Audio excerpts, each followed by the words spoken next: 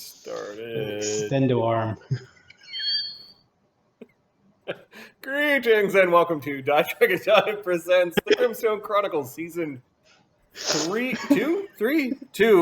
Yeah, that's right. We haven't finished Season 2 yet. Season 2, Episode 43. I am your DM and host, Marty, joined by the full Ontario crew. How is everyone doing on this fine Thursday? We're behaving ourselves.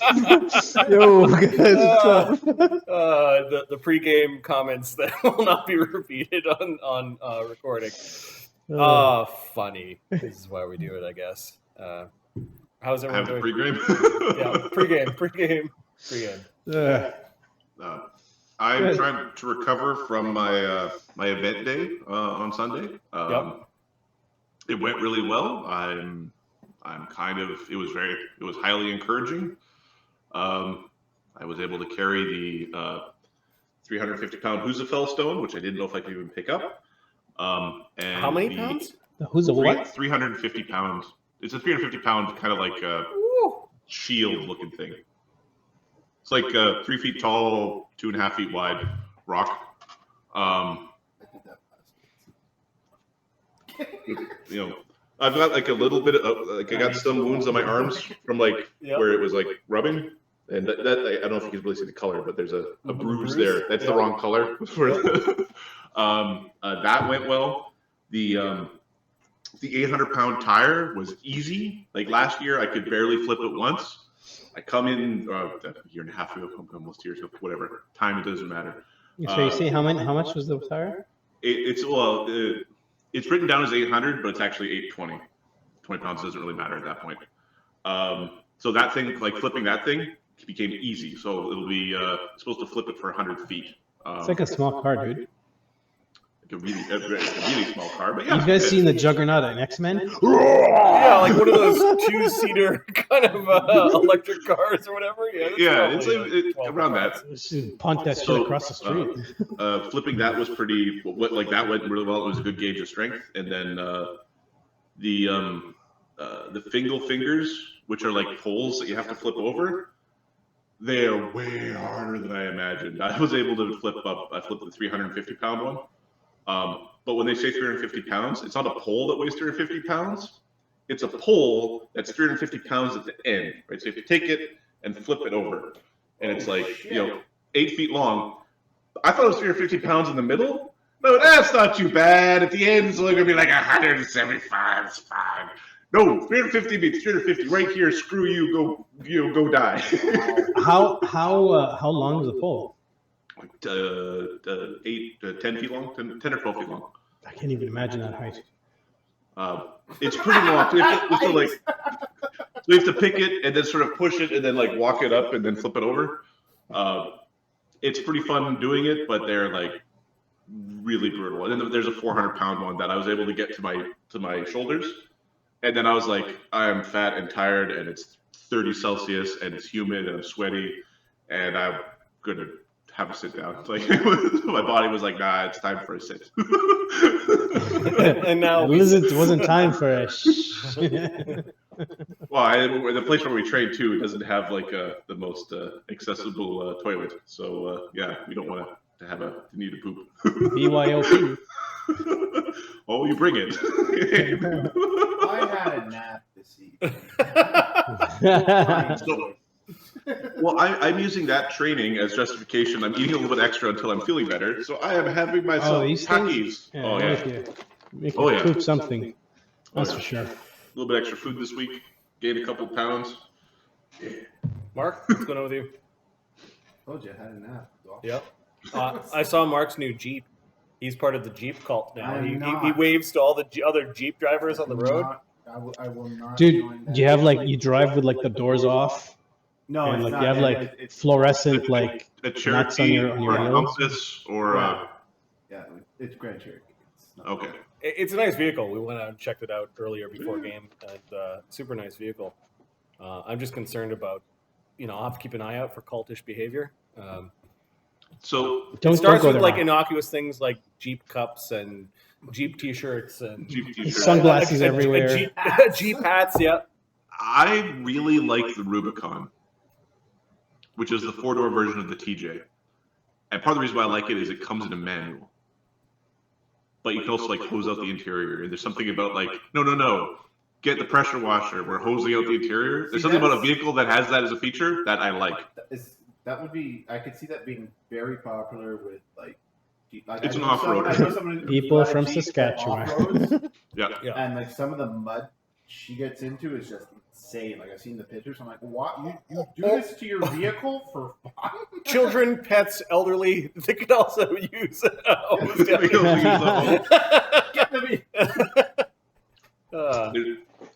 There ain't nothing wrong with the Jeep girl.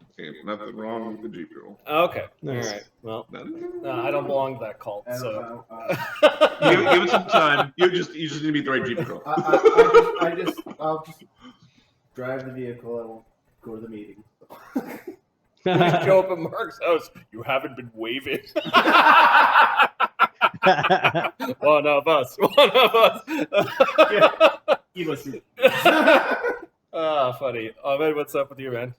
Nothing. I took my kid to the airsoft last week, and this Sunday I'm grabbing both boys and heading up. Should be fun. This is your eldest that went last week? Yeah, the youngest is 7. He's not really going to play. He's just, I don't let him play with everybody in the field. It's just me and him. We do like one-on-one and stuff. So I'll let the youngest watch for a year, and then he can join us next year. So okay, it'll be fun. Yeah, this is what the culture. Let's put it this way. I want to be gone for a weekend, right? So I'm gonna take the kids with me away for the day. Oh, that's right. You're talking about September to come down here and hang out. Someone's collecting points. Yes, got it. Earlier I saw Ahmed online, so I tried to connect, and he's like, "Oh, we're playtesting Star Wars rules." I'm like, You go back to being Father of the Year. I'll see you in an hour." I built my own spaceship combat system, and I'm playtesting it. I built in Excel a table that all you do is you put the stats of your ship, which are automatically built when you click a couple of things and it builds your stats. And put the 2 ships, and there's 10 rounds with randomized rolls, and you just drop in what your bonuses are, and it just randomizes, and it just pops up, tells you how many hits each of them got. And I'm expecting, I'm trying to figure out now, a small ship versus a large ship. How many hits should it take? How long should it survive? Who should really win? That kind of thing. So I'm still figuring that out, but it's actually a lot of fun. That reminds me, I bought Starfinder when it first came out. It was like $50 for the book. I've got Starfinder and 5 out of the 6 beginning modules of Starfinder, and never. Well, what happened with me is my son saw it, and I had already gotten him into Path. Watch school. It's like, sorry, I'm like, yeah, you can borrow it for a while. I've never seen it since. I was like, you're not using it now. You can go ahead. I've heard he really enjoys. They changed some of the action economy in that game, not quite as drastic as the 3 action system. And then they fixed touch AC. You have 2 different types of ACs. Yes. And they're very similar. Like they end up rising in a very similar way. Your touch AC is usually 2 to 4 lower. Yeah. And so that's my kind of takeaway from that. And they did the hit points like they do with second. Where it's like your race, your class. Oh, okay. And they kind of stack your hit points. That's a neat way of doing it. I don't know the coding. Yep. That's gone. Yeah, I picked up those books for a while. We thought we were going to play a Stars Without Number campaign. This was a while back.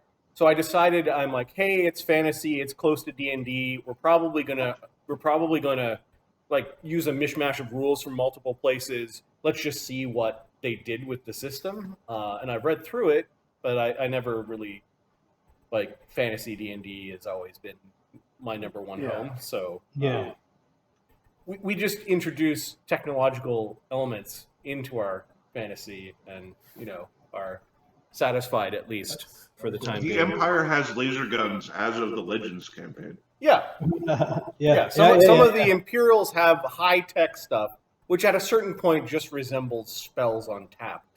Scorching Ray Rod, right? Yeah, it's my wand that needs a power pack. Stars Without Number. I think they're that same company, Sonomi or something like that. I forget what they're called, but they're making Worlds Without Number, which is their fantasy-based automatic world generators and that sort of thing. I had started like building that when we originally did Legends. I'm like, there's gonna be lots of worlds and stuff. I think having someone else do the work will be wonderful, and that whenever it exits Patreon or a Kickstarter will end up on my shelf. But as long as that's what we use. Remember the combat system? I remember looking at Stars Without Number. I'm like, that is a harsh combat system. Well, it's harsh because the stats were really like. At the time, you guys were asking me, "Hey, can we play the superheroes of the D&D universe?" And we're still playing these, and it's like this one's, "Hey, do you want a random dumpy dude that is arguably worse than you?" Like you as the player in a world where a single shot can kill you. Right. Completely different game. Yeah. Completely different game. That would be a game where diplomacy is number one. Well, yeah. Okay, so technology in D&D. Speaking of which, let's go back a couple of games. Machine Gone Mad. The party arrives in the Valley of Lost Souls via greater teleport spells. They breach the defenses of Karak, encountering a swath of mechanical and golemic creatures that have overrun the place. Cog exchanges words with the self-proclaimed Queen of the Mines. Sunny senses a number of mythical creatures and places of importance in the valley. As a sandstorm from the Thorn Waste desolation rolls into the valley, the party takes pause to hear the offer from the diplomacy head on behalf of the Machine Gone Mad. Next game, Rage Against the Machine. In the halls of Karak, the Steelrose Expeditionary League does battle with the thralls of the Mad Machine called the Kabranex Node. Before the machine could escape, this part I'm not going to include in the D&D notes because it's a bit of a spoiler. Before the machine could escape, both Cog and Slake decided that they would hook themselves up to strange data ports and be part of its emergency double contingency teleport from the danger that the party had visited upon it. We really thought we had it. We thought we had it. Yeah, you should really, get like a... In the brief moment between the material plane as you were teleporting, Cog, you begin to realize that you are exchanging information with the machine, and it's quickly rifling through. Give me a sense motive. Yeah, sense motif. Oh no. No. Fuck me. Shield your I'm mind. so dumb. I have a D20 in my hand, and I just rolled it here. I'm like, no. I rolled an 18, but... no, that's... No, I can't see it. I was playing with the kids I was playing with the kids with the D20. That's what I was like, Ahmed, maybe if you come here in person, I'll let you roll a die in front of me. Let's see. I rolled. Oh, is Modron taking a break? D1? Seems to be. I guess I have to go back manual. Oh, look, it's a 20. Modron likes me. Yep. Okay. Nat 2037. It is searching through your recent memories, i.e. the last few years, which is most of your memories since you became the being called Cog and not your life as Matthias. It is searching for places that fit a particular set of criteria. Hidden.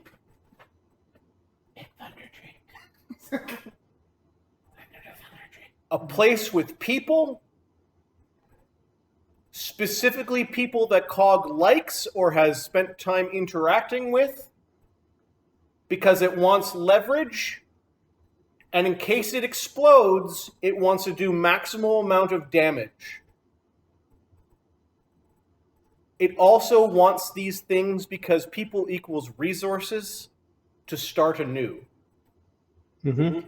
And it flicks through images, and because you rolled so well, you are actually starting to pick up images from what Slake is providing it.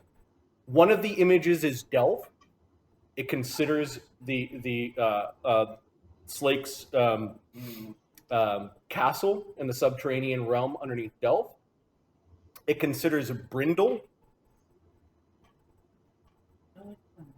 There's a bunch of buildings and people there, including a place where a bunch of old artifacts that people don't normally go and visit very often. Okay, if you have to direct him there, direct him to that alchemy shop. I'm sure he's done rebuilding by now. It looks at the castle with the mad dragon, Oh. the monastery of Sunder Chains. That's not well. There's not many people amongst It considers Overlook. It considers Denovar. It considers. Fortress? It considers Foundry, specifically the Steelrose Mill, Is it in range? and then decides on a different place in Foundry that was just a blip in your memory. It wasn't as like cascading and wonderful that you know, the the fucking time underground. that you spent in there, and it considers one little place that was just a tiny little blip. And there was this little green light that went off, like a bunch of criteria got met, and apparently it cross-checked in the moment between your teleport. It cross-checked that with Slake, and the three of you appear in a dark chamber. We all have dark vision. I'm going to expose. Okay. So are we in the tower? Or are we in the pits underneath? Or are we in the warehouse? Or are we in like the... We could be in the tunnels that Could be the led sewers. to the tunnels that led to the vampire place. That's another spot too. The But nobody Covenant would go Woods, there. maybe. Yeah. Oh, which place are we in? Oh, hello. Hello. Hello. What days these?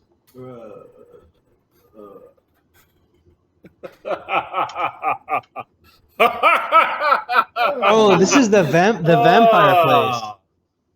Wasn't this the vampire place? Yes. Okay, and before we resume initiative, I'm just going to take a quick bathroom break because I drank not only a big thing of Pepsi but a whole liter of tea, and I'm ready to go. But I really need. Ready to go to the bathroom. Yes, These crowds aren't so gonna- I'm going to leave the recording running because you guys can stew react to this situation. Record homage. Record is running. Recording is still running. I didn't hear that. All right, filters off. Do we know if we can make like robo vampires? Because that would be bad. Vampires. It's vampires. They have really good memory. They've come to eat your ram. My biggest, so honestly, my biggest concern is what's the DC to avoid turning into this thing's drone? Yeah, that would be. It was 28, but that was before you plugged yourself in.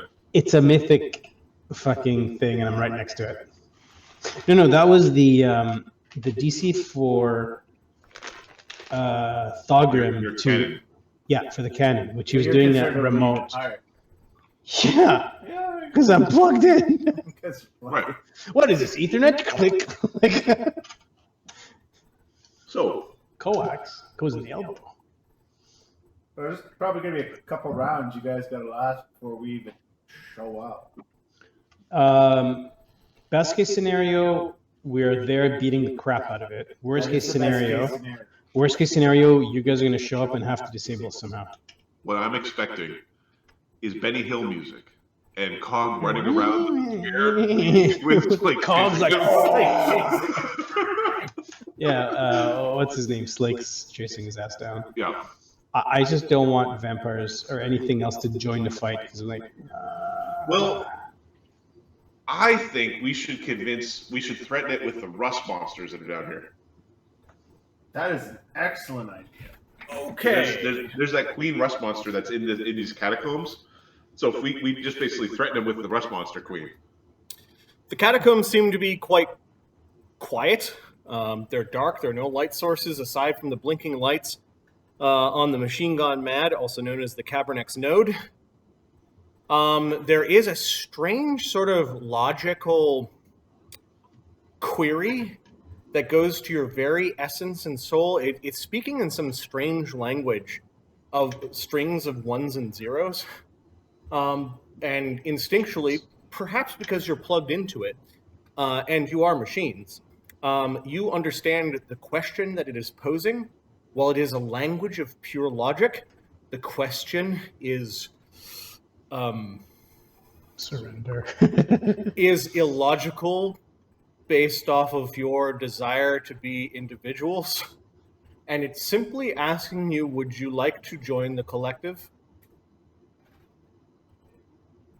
And you know that a 0 is no and 1 is yes. At the beginning of your next turn, let's see what happens. I'm going to continue with initiative because I'm assuming the party's just not going to accept the disappearance. We got rid of those assholes. Let's go to the mines.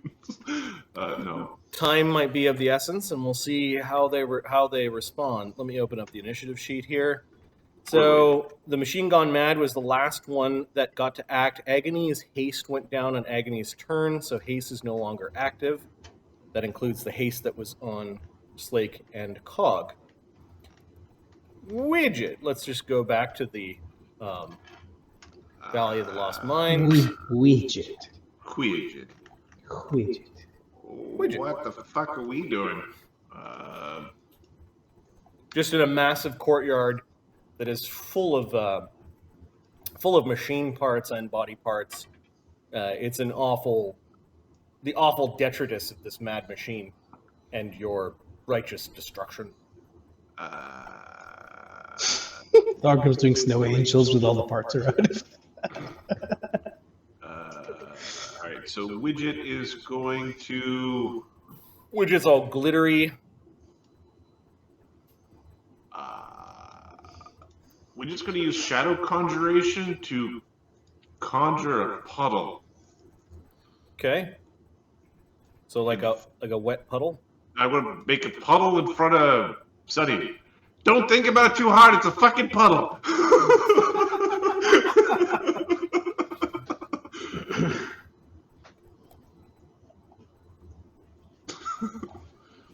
Okay. Mechanical tentacles, they're all destroyed, although the machine may be able to create more of them. You're a fucking druid. Use your thing. Use the thing in the puddle. Amadeus and Gordon. Amadeus. Where do they go? We've got to find them. I have a greater teleport. I just need to see where we're going. Doggo says. Cog? My answer is a no, which, if my shitty memory serves me correctly, that's a 0. So let me go back to this strange subterranean ruin that you've glanced inside of once before. It's like a building in an undercity in a place called Undertown.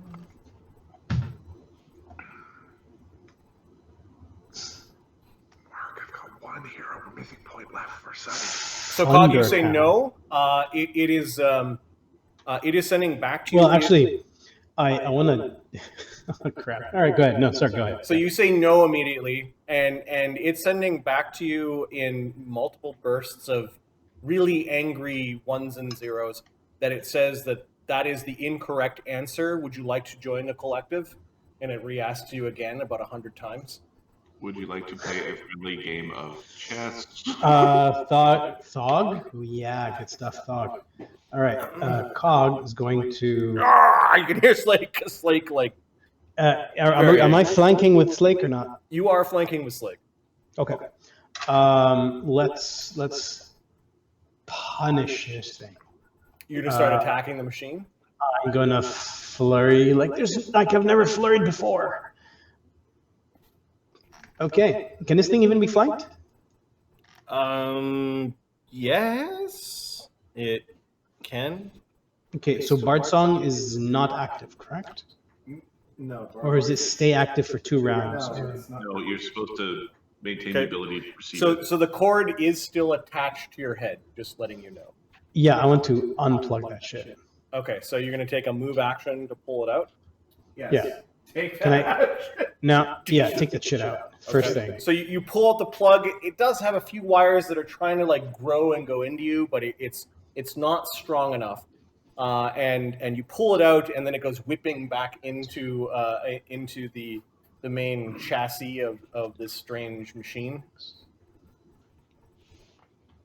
You no longer hear its ones and zeros in your head. Okay, I don't know what this thing's AC is, but I assume it's not dodging like crazy. 1, 2, 3, 4, 5, 6, 4, 2 is not a lot bonus. It's not a lot of bonus. But the Okay, the damage- AC of the gargantuan machine, it does have armored plating. It's AC 20. Okie dokie. So I have a haste attack. I have No, a haste is down. Haste is down. I suspect it's Dex 0. okay. So 23 Touch is real low. hit. Guys, you can And see then- some like orange and yellow lights going off when you start attacking it. Yeah. Now I don't know what the DR is because I assume this thing's fucking epic. You guys were doing damage to it before. How did it receive damage? It was through a cannonball. Cannonball. It was a mithril cannonball. Sorry, adamantine cannonballs. adamantine. Okay, so Adamantine. yeah, Adamantine. this thing has DR 15 adamantine. All right. So I hit 4 times. I don't think it gets sneak, right?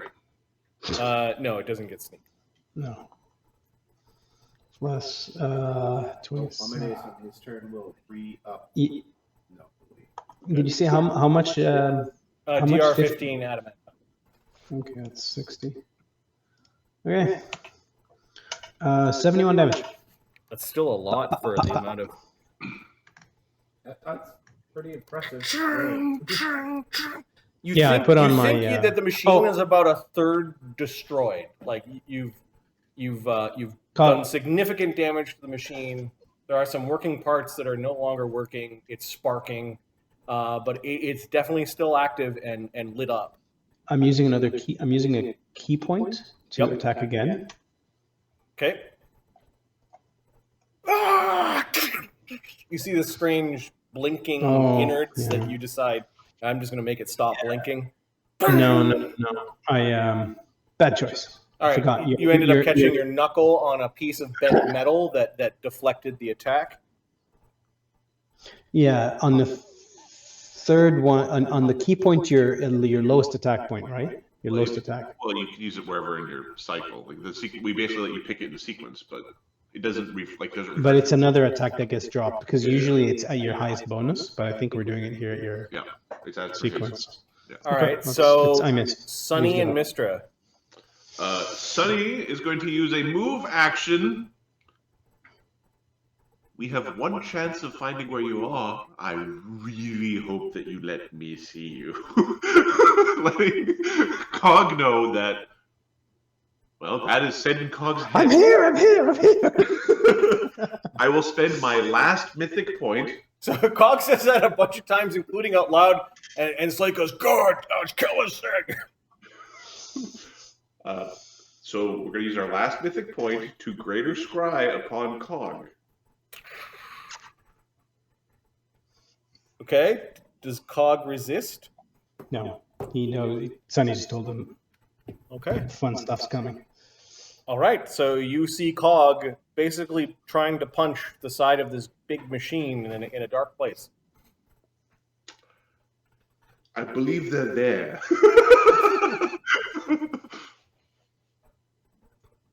How Okay. many of us can we teleport? Barnabas,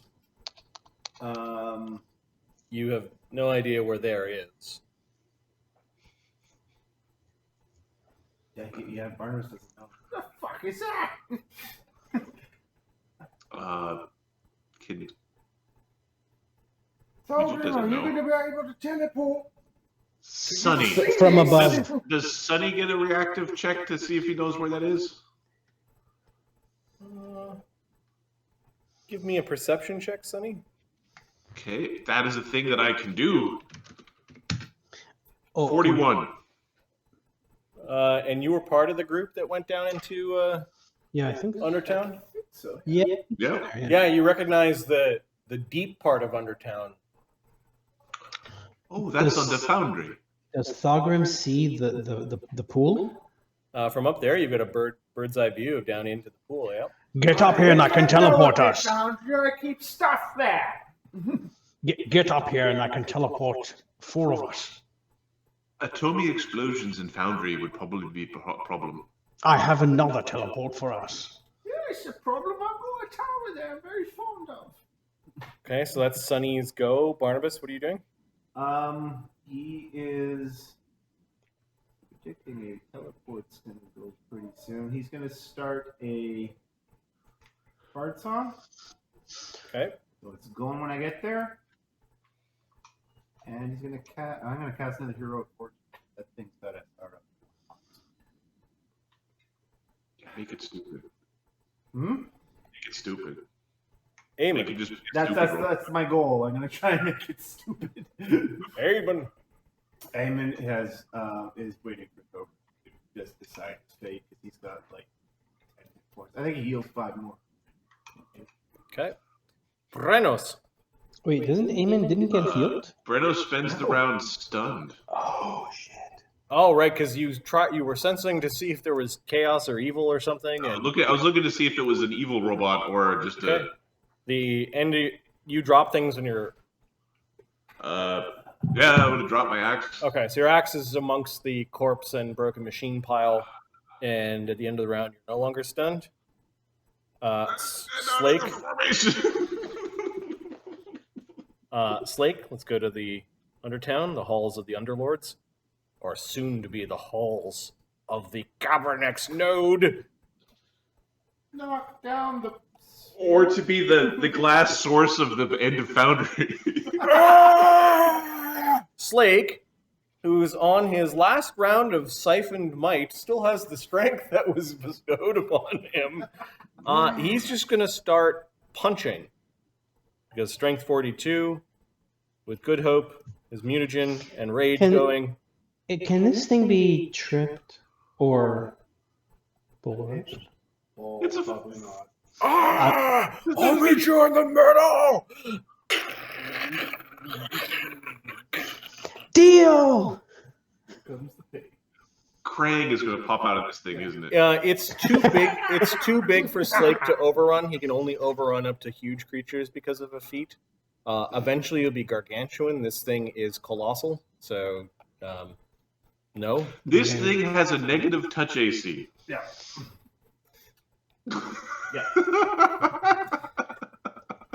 All right, Slake's just gonna start You have Pounding to through try not to punching. He's gonna punch 3 times, and he basically needs to roll 3 not ones. He is punishing the machine. This is can't crit it. He is power attacking. He's trying to do as much damage as possible. So 3d6 plus 35 before spells. No Bard Song, but the Good Hope and the Righteous Might thing. 8 is 4, which is 6. So that's 18 from the Siphoned Might and another 6 from the Good Hope. Slake does 141 damage this round. Booyah! I need some adamantine knuckles or some shit. And it is know if it's good to explode. it is almost bloodied. It is now sending more complex instructions or So- demands or Slake did 3 actions, yep, and he didn't unplug himself. correct. He was trying to destroy it. Unplug yourself, Slake! Did you do that? That'll be a no. Slake didn't roll a sense motive or doesn't know what's going on. Thulgrim.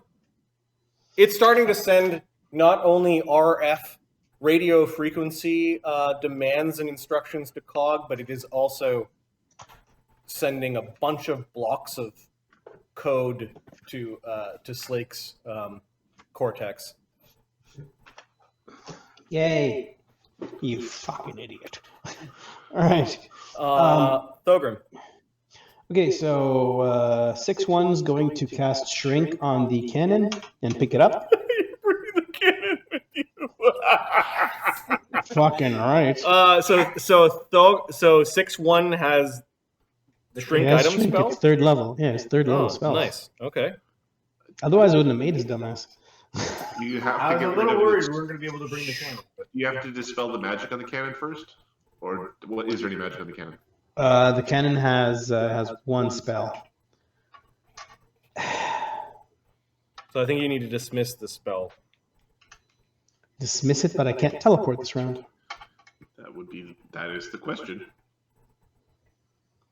I do have a token. I can just use a token to get to the other side and just Yeah. come back for this later. Okay, so what are you doing? Okay. He's going. Oh, he can't train. Oh shit. So he shrank the cannon. You said No, that no. that's what he was doing. Yeah, but he has there's The cannon's magic right now. the cannon has. Oh, okay, that's right. Greater magic. So magic he goes and he and goes, siege engine. we need to get rid of the magic. Yeah. He's Scottish. Right? We need to get rid of the magic. Forget the cannon. He gives a feather. I've got another one. Or a little something. Thulgrim 6-1 nods to you like he defers to the original. What day is it? How high is this? How high is this fall? You're like 40 feet up.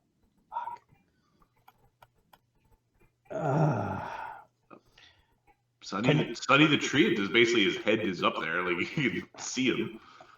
Bring us down there, Sonny. As soon as you all touch me, I'll be able to teleport 4 of us. Okay. I'm a weakling. Come on. Okay. You climbed trees when you were a child. Oh, I actually can. If I can I move? Can I just move down the tree? You could spin around trying to climb down, yeah. I don't know if that's the kind of thing you kind of. It's up to you whether you care to climb trees. There's a bit of wall you got to climb down first. Like Sunny's 15 feet tall with like 15-foot reach, so there's like a 10-foot gap. And we have how much damage? Nothing and nothing. I was able to reach inside there before, so it might be 30 feet tall. Okay. 'Cause I was think able you to- assumed you could reach inside, so yeah. That's fine. Well, a spell was cast. Like I touched somebody on the other. Okay, it's not going to happen this round. So he's going to All right, so dispel you the can climb magic. down Sunny. You don't have to worry about the wall DC. Walls in castles tend to be hard to climb. Yeah. DC of climbing down Sunny is 15. Yeah. It's really funny when you fall. It's going to be funny when I fall because I am going to fall. I can't make that climb. I can't make that climb. Maybe you have to wait. Sonny, bring us down if you can. He's going to dispel the magic and 6 will shrink it. Okay. I'll shrink the cannon. How much do you weigh? Me? And then who picks up the cannon? Eamon always stick- says, just jump, I'll get you. Both of us? One at a time. See you later, 6-1. I think you get multiple creatures with feather fall. Okay. Yep. I thought it was just one creature. I believe it's creature per level. Creature or object per level. Eamon rolls that feather fall, because there's no the verbal spell. Okay, so Thulgrim commanded the thing, which is a standard action, and then he picked it up. So Thulgrim 6-1 isn't all the way down. Yeah, he picked it up. And Yeah, he push can't go him there. Thulgrim Can. jumps off, and you use a feather fall on Thogrim? Yeah, we use it for the Okay, so Thogrim, you drift down to the ground and land nicely beside Sun.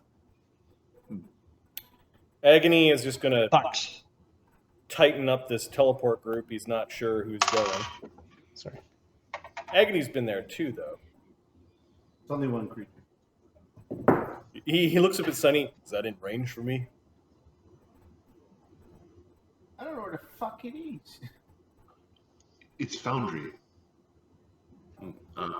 Foundry is. Geography. I think it's 2. I have one more teleport to get out of there.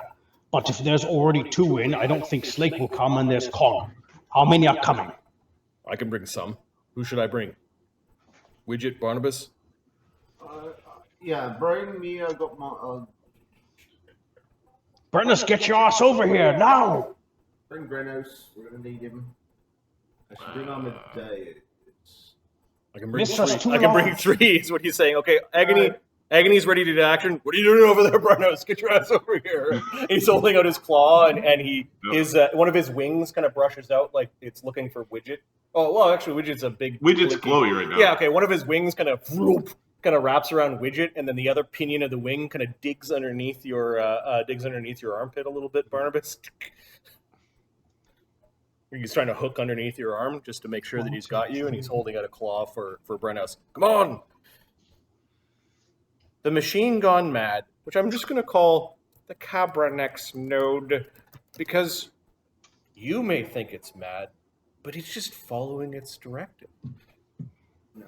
From now on, it's known as the Kabranex. No!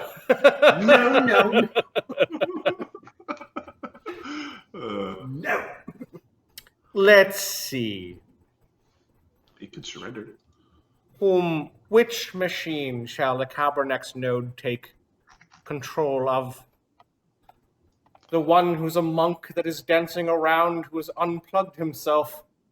Or this very strong thing that looks like it's trying to, that will pound itself towards very sensitive areas at the center of the node?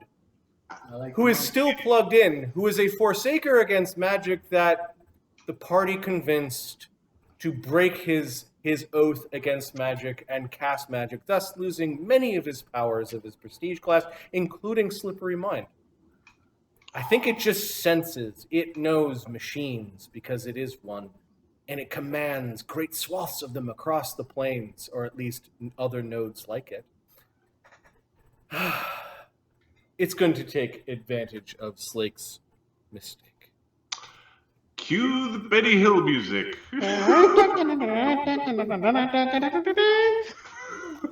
It is going to cast, effectively, a control spell on Slake, which Slake is most vulnerable to.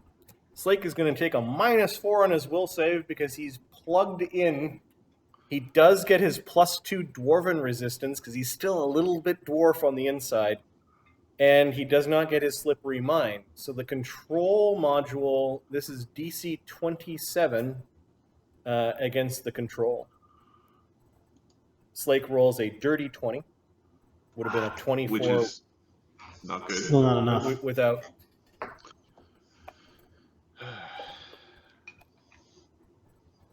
We are the collector.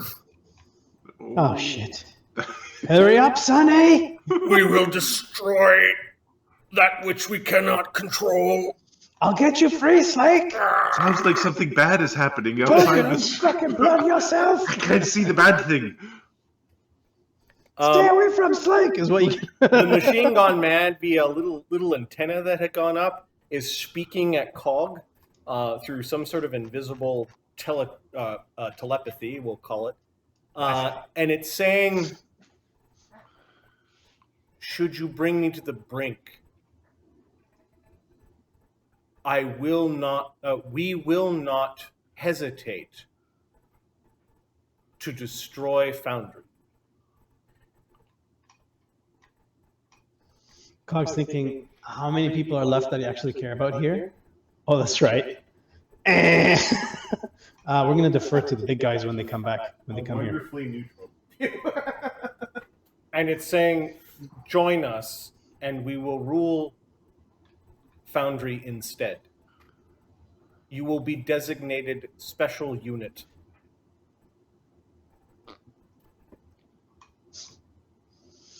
Man, you just know the buttons. You're like, you're gonna be awesome. You want to be a special unit? Yep. Join the dark side. And you do see several tentacle cables coming out for you to submit. They're gonna bolt circuit boards to your head. Okay. So cast a spell. It's got a move action, which means it's offering the tentacles again to Cog. And then mythic action. No, it's not going to take anything like that this turn. Widget. Oh, it's gonna be a long fucking day, isn't it?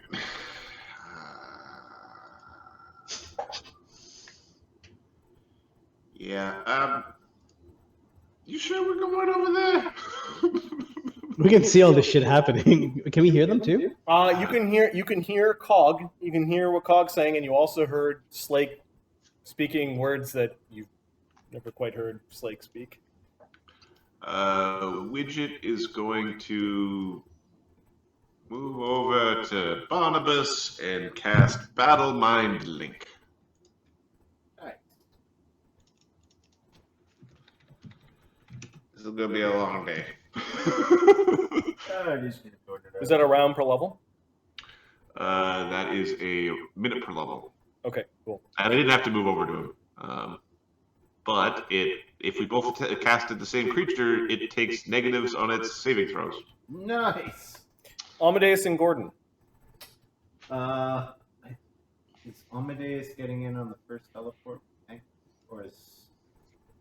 Or you're waiting for Brenos, right? Yep. Alright, so he's going to... But I mean, you could go over and demand You part of the. You could take that spot, and Brenos could go with the other one. No, I can carry 4. That's... You have to wait for Sonny to lose his bigness. So And what about what's it called? Mistra. Mistra and Eamon get to fight the Ghost Lord with A1 or whatever the fuck his name is, with hot sauce up there. Alright. 2, 3. No, A1 can come. 6-1. Okay, so Gordon slithers off of Amadeus's back. Yeah, and he's going to use a standard action to re-up the Golem Bane and +1 on... Or the Thugrim holds his Bane and the bag +1 open. from his Warrior Spirit. Thugrim holds his bag open. Do you want to get in the bag? He looks at Amadeus. Do you want to? Yeah, Gordon, no problem. Okay, Agony's trigger is when Brenos comes over, so he can't take his ready to action yet.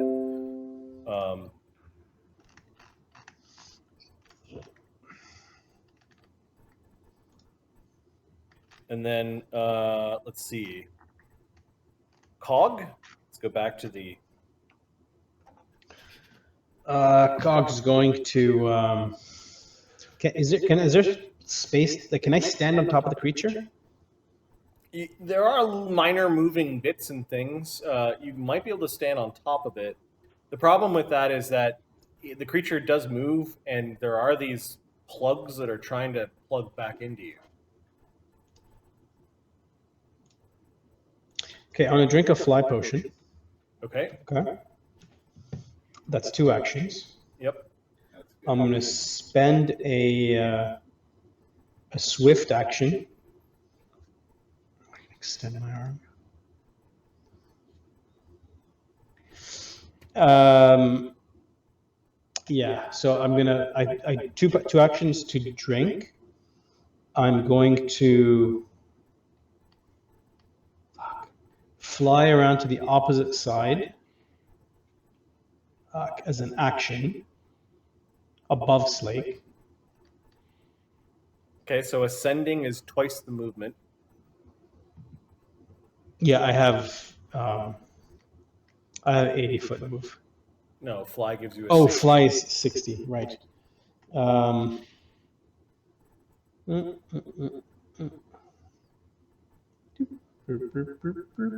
So if you fly to there, you're 5 feet off the ground.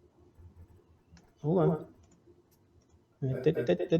Same thing. All right, same thing. All right, we're next to Slake. This is gonna fucking so hurt. you're 5 feet off the ground. You could. That's how high you could fly. Use a key point to strike the cable that he's attached to. Okay. Don't roll a 1.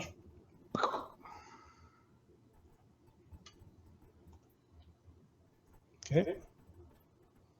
I hit it. Okay. Yeah, you snap the cable. It has like 1 hit point or like 3 hit points or something like that. So Slake is still looking at he's still looking at you. It looks like he wants to punch you. Come on, Slake! Fight it! Metalhead! I'm a metalhead. We are the collective. You will submit or be destroyed. I don't like this. I was hoping it would give him a chance to get out of it, but yeah. The problem with Slake being in your party, just in general, is it's in his nature to do bad things to you because he doesn't care about life. There's none of this, oh, don't kill your friends. It's out of his nature to kill his friends. Do they do magic? Okay, it's out of his nature to kill his friends. He wouldn't coup de grace you, but he would punch you in the face. Like, Drop your ass to zero. Punch you in the face. Sonny. Because you're a caster. Sonny, Sonny. your little thing is following Cog, and you could see, Cog is basically face tanking Slake, and Slake. Someone's about to get fucked up. Slake. He's got a big hat and 2 thumbs. So I'm going to concentrate on the Scry. The scry. Brain melt of the scry. Thank you. Snake's got the skill. I'm going to shrink myself and not pick up Thogrum 6-1 because I'll run out of actions. Okay. So I'm going to turn into Little Bat Sunny. Oh, you know what? It's been a long time since we've seen the little bat. So Yeah, let's get Little Bat Sunny let's out. get a little bit of He looks he's like, get in the bag. No! Don't you have life bubble? You'd be able to survive in there. I do, but I don't want to live in a bag. You get in the bag. Can bring somebody else. Sunny forms. My favorite of the Sunny forms is the Viper, by the way. But The Viper, it's not as useful, typically, but it's a cute one. right. Does Gordon get into the bag? Gordon gets into the bag. Okay. All right. So Sunny, you shrink down. You're no longer big lumbering. And I had to concentrate on the spell to keep that location around so that Brenos can look at it, because Brenos also can teleport. Okay. Barnabas, on your turn, the siphon mic goes down, Nothing I can do about that. On his turn, which is actually good for Cog. he's casting Surecast. Surecasting. Okay. What magic is this? That'll give him a +5 versus spell resistance next spell. Oh, there's a buff. There's a spell buff for that. Surecasting, yes. Bard 1, Cleric 1, Inquisitor 1, Sorcerer, Witch 1. You gain temporary insights. Whenever you cast a spell before the end of the next round, treat your cast True level as strike 5. for True Strike for SR. Yeah, but +5 instead of Still. Well, That's awesome. that's real good. Every one of my casters wants that spell now. Just give me a second. I'm putting that at the bottom of Agony Sheet. What's the spell? I'm putting that at the bottom It's of called Surecast. Chaga's sheet. Where's Chaga? And I'm putting that at the bottom of Dee Dee's sheet. I think it's a Bard, right? Bard clerics. Good. This is a first level spell. The first level Yeah. spell. It's a good one to quicken. Yes, it's all like once I've got quicken, that'll be quicken that and we cast. It's your way of taking a spell instead of a feat. Right. This is Well, it's worth 2 feet. 2 feet This is 2 feet. and a bit. But this is a 5th circle spell if you're going to quicken. But you stack that on top of those 2 feats, and it's like, oh no. And I've got the Yeah. Yeah. Okay. Which All right, cool. which is the jam that's happening, by the way. Yes. The more you know. Which All will right. which will give us I think a 50-50 on that friggin' SR check. But when Yeah. I use my hero point to break that SR as well. Don't, then it'll be a 90% chance. Yes. The more and I you will know. roll one because that's what happened last time. All right. So Barnabas casts the spell. That's 2 actions, and then what? Maintains Bard Song as a free. Maintain Bard Song and like let's go. Okay. Widget watched him. Oh, did Widget have his turn yet? Yeah, Widget at the beginning of the round. What did you do? Widget moved over and he sees him getting ready to go. He's going to ready to acid splash the big ball, Nice. Okay. which is the acid not so important. The -2 on its saving throw, important. Very Oh, okay. Okay. Uh-huh. Branos. Fuck! Pick up your weapon. It's gonna Is my axe visible to me? Yeah, you just dropped it. Okay, I pick it up Okay. and There's some trash stuck to it, and you just shake it off. I run over. I free action the ability to run through difficult terrain, Okay. and I scooch magoo my way down. All right. Your action gets interrupted because Agony's teleport goes off. Which So is he his doesn't actually get to action. see where he's going because Agony teleports him before he gets to know. I hope I'm going someplace nice. Branos, Agony, Widget, and Barnabas, I think, is the chain that he has to bring, because unless Amadeus is reaching over with his really long graspy thing, Teleport his man? he can teleport 3. Okay, well Amadeus is going over. Okay. Amadeus could reach, like he's got a tentacle. Yeah, you but could. then there's too many people going. Well, he'll leave somebody behind. Okay, Amadeus is not good. Not reaching. Okay. Agony teleports, Get him! and he arrives beside Cog.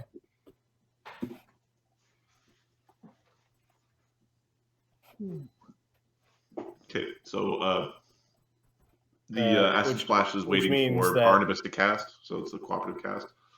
Okay. So you're waiting for Barnabas to cast to do that? Yep. Okay. Yep. I'm trying to help his casting as well. Slake is mad. Oh, fuck. Why did you pick here? This is very bad. All right. Slake seems to be single-minded, and he's going to. Slake is now within a aura of magic circle against evil. And we established that was evil. Oh, the guy was super evil. I found that So out the hard I think way. he gets another saving throw, right? Yes, he does. And he gets a resistance bonus if he didn't have one before. I really like that model, I have to say again. It's super cool. It's really, really cool. Yeah. It does remind me of the picture. Yeah. And he doesn't get the -4 because Cog snapped that Kabranex. that cord out of him as an action. So you guys are all doing your things. So DC 27, he's got a +11, +2 for being dwarven, and +2 resistance from the spell. Yep. 27. He gets a 30. Yeah. Cog also gives him a bonus. A +1 sacred bonus from the thing Is the that Bard you're Song running? wearing. Bard Song does not protect against this, It but doesn't. when you guys appear, he fucking thing. Just a heads up, the bonus now from the cape is the bonus from the Bard Song.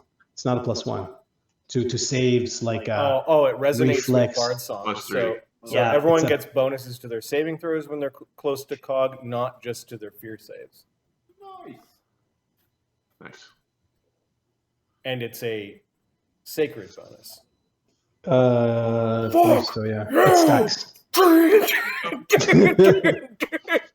I'll get your center. There's important things in the middle, is what his Slake's saying. Ooh. all these LED lights just start flickering red. Oh, buddy. There's it might go boom. Don't hit too hard. there's things inside that we need to stop from exploding. Just play with it a little bit. Slake looks like he's punching for as much as he can.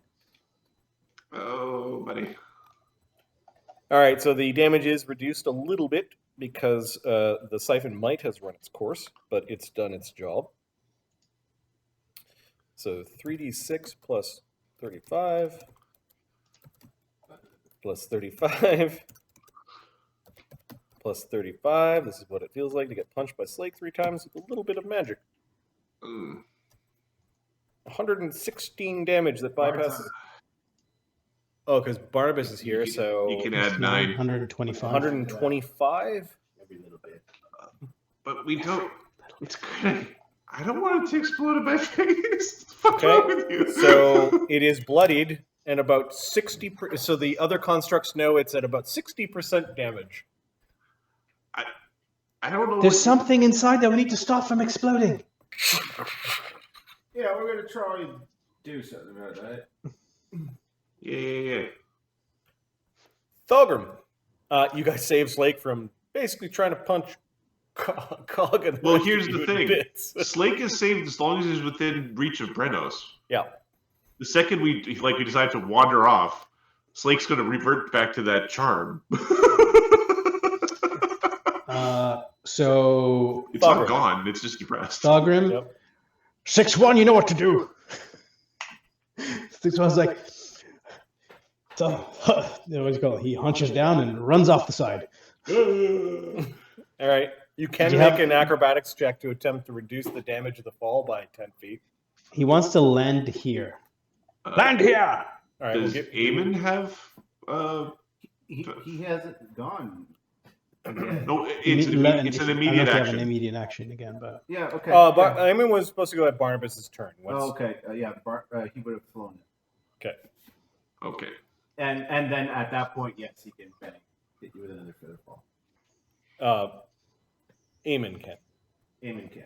Eamon's got Featherfall? Eamon's got feather fall How? because he has a level in skull, and there were only 2 spells where armor doesn't interfere. Feather fall is He also has wings, so it kind of makes sense to have Interesting. feather Yeah, okay. All right, so Thogrim spends Thogrim 6-1 and spends an action jumping off and get Featherfall nicely down beside a little bat. and And he's his readying another spell when we get to the other side. Okay, and that spell is, Haste. and it happens in the middle at the other end. Okay. Yeah. What is Thogrim doing? Thogrim can Talk Amadeus? actually lands down over top of your eye and kind of hooks into your eye slot, like he wants to rest there. And your sight for a brief moment was blocked, but then it like appears like you have an overlay. Yeah. Now, does Talk count as a creature? Nope, or- he is your familiar. He's he my counts as familiar, you. right? Yep. He Okay, just so- settles in for the fight. You wake up one morning and the eye underneath might be missing. It's just 1, 2, 3, 4. Upgraded. So 6-1 is reaching for Amadeus. Amadeus has long arms. Amadeus will do that. Okay. They can touch Okay, him. so this group can teleport. All right. So Thogrim, you're teleporting. Yep, greater teleport. And you can Yeah, bring. I You can bring 4 creatures. your 12th level. 13. 3. Okay. Yep. 13, yeah. Eamon, We'll what be- are you doing here? we'll be- You're supposed we'll to be with Mistra. We'll be back, Mistra. Stay hidden. What did you say? Wait, can't you speak to her? Get punched by Slake because that'll be the end of him. I'm Okay, pretty you guys get kind of shunted a little bit. Yeah, I can see where they are, right? I want to orient us so that Amadeus is towards the creature, and we are behind like on the opposite far side. I think you go here because you can only see where Cog. You have to arrive where Cog is close. So, and then there. It's 10. You're teleporting to a spot you can see. Right. Okay. Okay, that's fine. So I land Well, you here. can teleport with Eamon there. Like you could teleport. You can like go this. into his space. It's Yeah. huge, or gargantuan to be technical.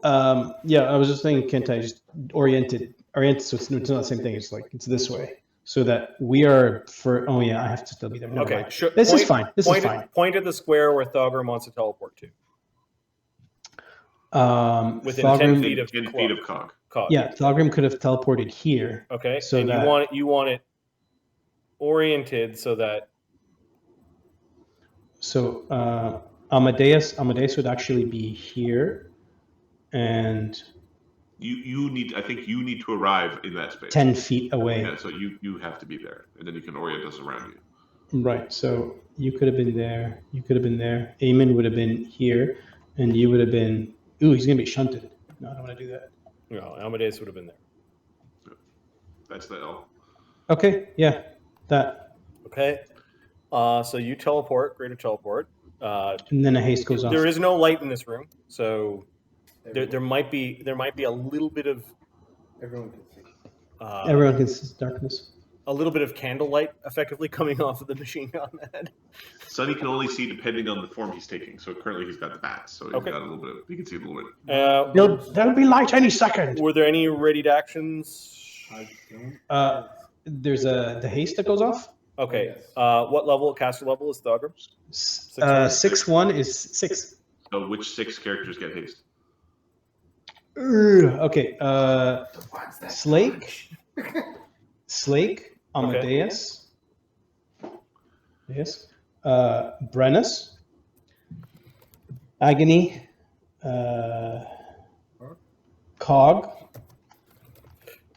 Widget, and Thogrim. Wait. 1, 2, 3, 4, 5, Yep. 6. Cool. Yeah. Agony's turn, because he arrived with a readied action. He was going to haste the party, but that's fine. Attack! Okay. Those hit points down. Can someone ask it what an atomy explosion is? It said it could destroy the city from here. We don't know that. It knows exactly where we are. We need to disable it or leave it be. You would think they would have picked a different name, like an Lodge of Faith, for that sort of explosion. Then. Don't we stand That big, the big frog one.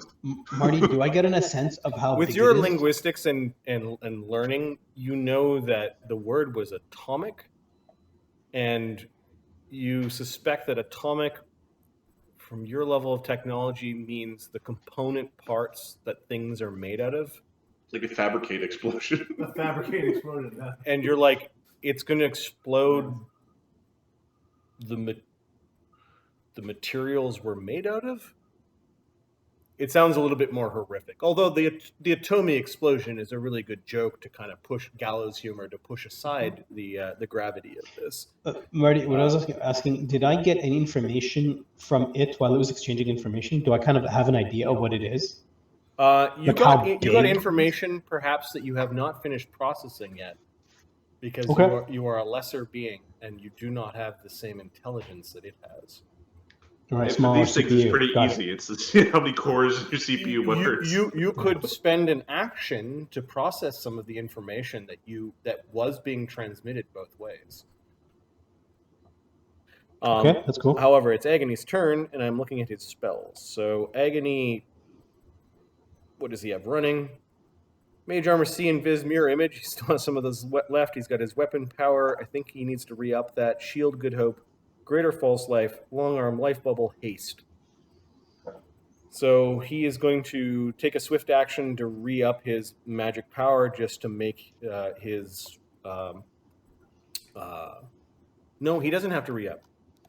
His lasts for minutes per level because he spent 2 Magus points, and he has Enduring Blade with his 9th level Cool. Magus. So he doesn't have to re-up that.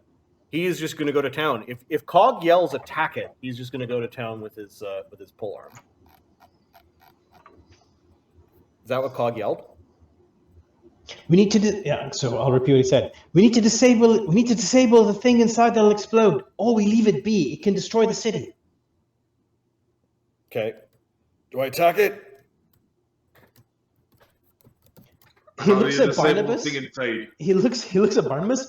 Try to make a hole. Okay, so Agony is going to try to make a hole by attacking it with his Raven Speak a bunch of times. I hope you can disable it, Geographer. It's possible for him to miss, especially if he rolls a 1. You know those movies with like 2 seconds left? Don't fuck up. Chapter 2 comes to an end. Next campaign. So he would have hit, and then at a minus, he only hit twice. Normally, we would be like, "Oh, that sucks," but at this point, we've kind of got this inverted friggin' timer. You want to do some damage to it, but not all of it, is what you're saying? Well, I want them to feel like they're useful, but I don't want them to actually kill it. 2 hits as he's swinging and pieces are falling off it. He ends up getting this plate stuck on the end of his Raven's Beak, and he has to spend time shaking it off, which making some of his swings less effective. But he does do 82 points of damage, bypassing its damage reduction because he's got the +3 jammed into his already +2 Raven's Beak. Nice. Because of his mage's points. Damage. Yep. Everybody just calm your things. The Kabranex Node is annoyed. Is it? Well, these machines aren't doing the thing I'm telling them to.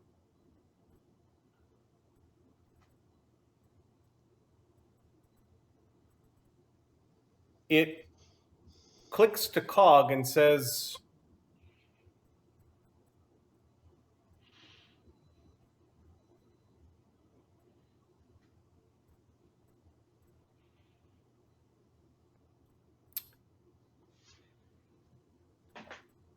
secondary target of importance, druids of Witchcross. Now will you comply? Answer is 0.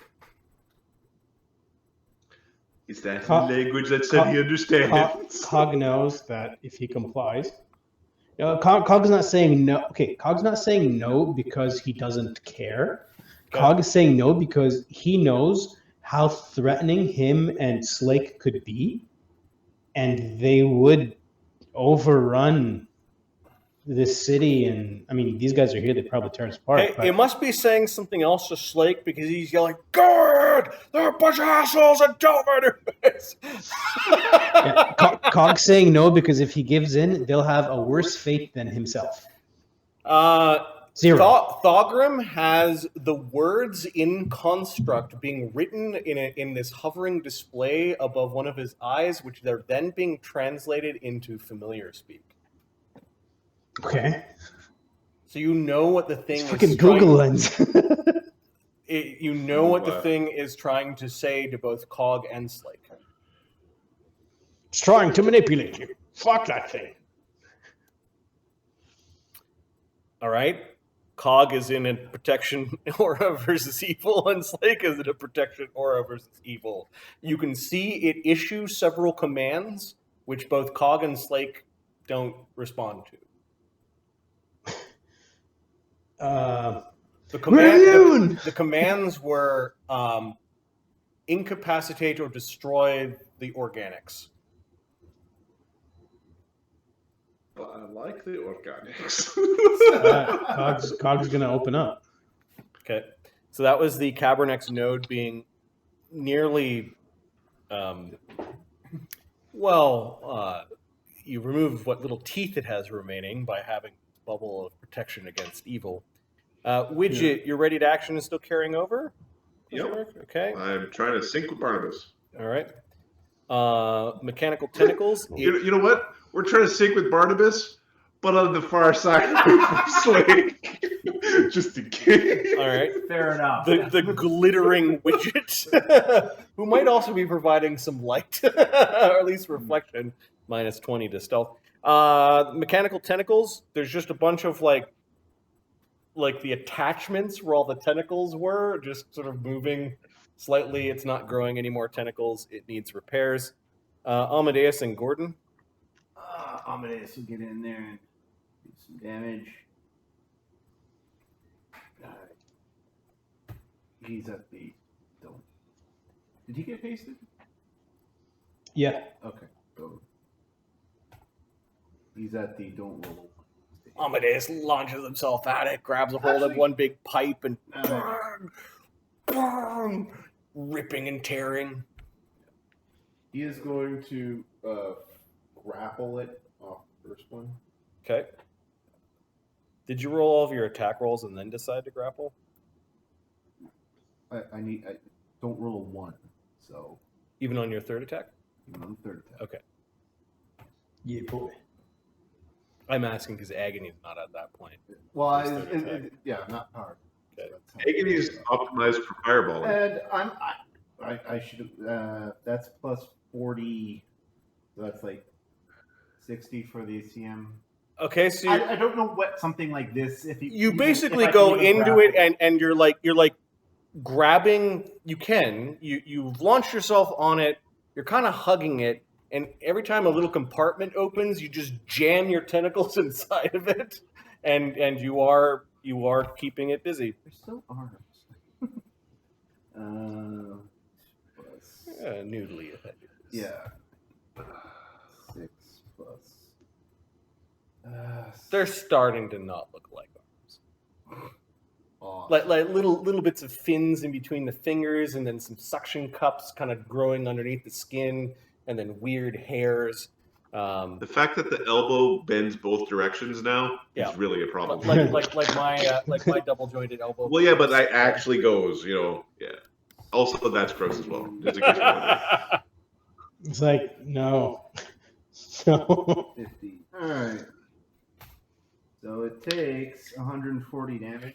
Oh, and you're dripping acid, so And 100. acid and construct. I'm assuming it's a construct. Yep. All right. Yeah. Oh, it's 140 is 822 damage. Oh, sorry.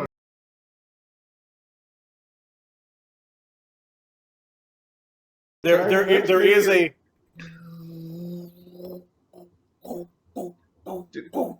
Hey, we're not trying to make it fucking explode. We're trying to make it not explode, you assholes. There's this growing thrumming inside, and it's not a specific LED light. It's just kind of in the cracks, most of which that you've made. There is this really harsh green light that's beginning to just pulse and get bigger and bigger. You also heard something like open inside of it. It sounded really heavy. Both Cog and Slake know that some sort of lead shielding capsule has opened. And the green light has started coming out of the machine when that capsule is opened. For those that have telepathy spells going, there's a severe amount of crackling going on. Kind of like your telepathy is acting like a Geiger counter. Get the fuck out. Yeah, good stuff. Fucking just calm down for a fucking second. Bunch of fucking idiots. Cog, what are you doing? Just stay back there. You're just gonna make the thing fucking explode. Cog's gonna take an action Yep. to try and process the information, hoping to learn more about this thing and what it looks like and how to disable it. Okay. Give me Is it standard or just an action? Do you have any machine-like skills? Craft clockwork. Sure. Give me a craft clockwork check to see how your processing goes. How about alchemy? Is alchemy cool? No. All right, just wondering. Oh, you know what? Yes, because there are some low part. alchemical components inside. So, what is the question you're trying to ask before you roll? Sorry, I clicked. All right, don't know the result. My question is, what does the device look like? How do you disable it? What is which device? What the device The inside? the boomy thing. The glowing green thing. Okay. What does it look like? How do you disable it? How do you stop the booming from happening?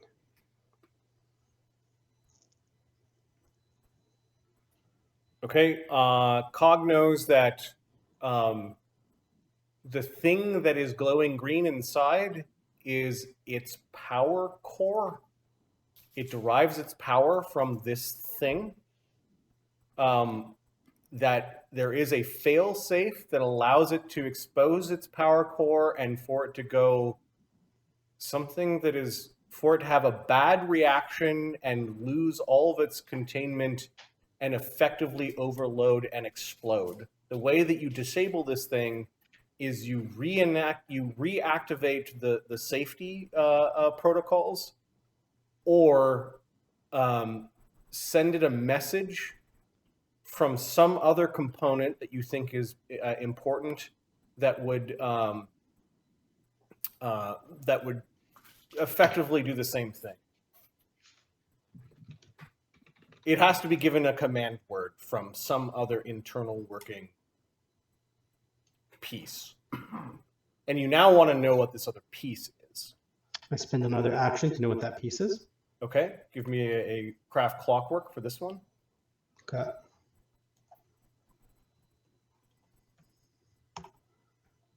$41.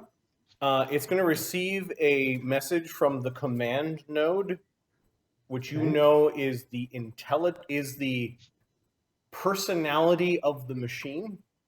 Okay. And because you rolled above 40, you know that it is closely related to, but independent from, a third piece of technology inside of this Kabranex node that you're very interested in.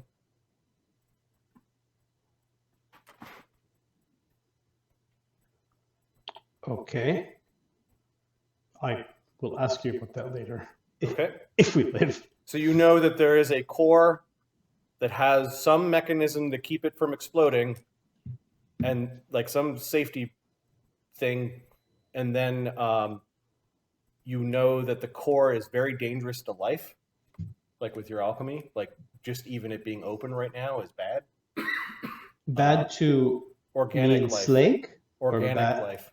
Organic life.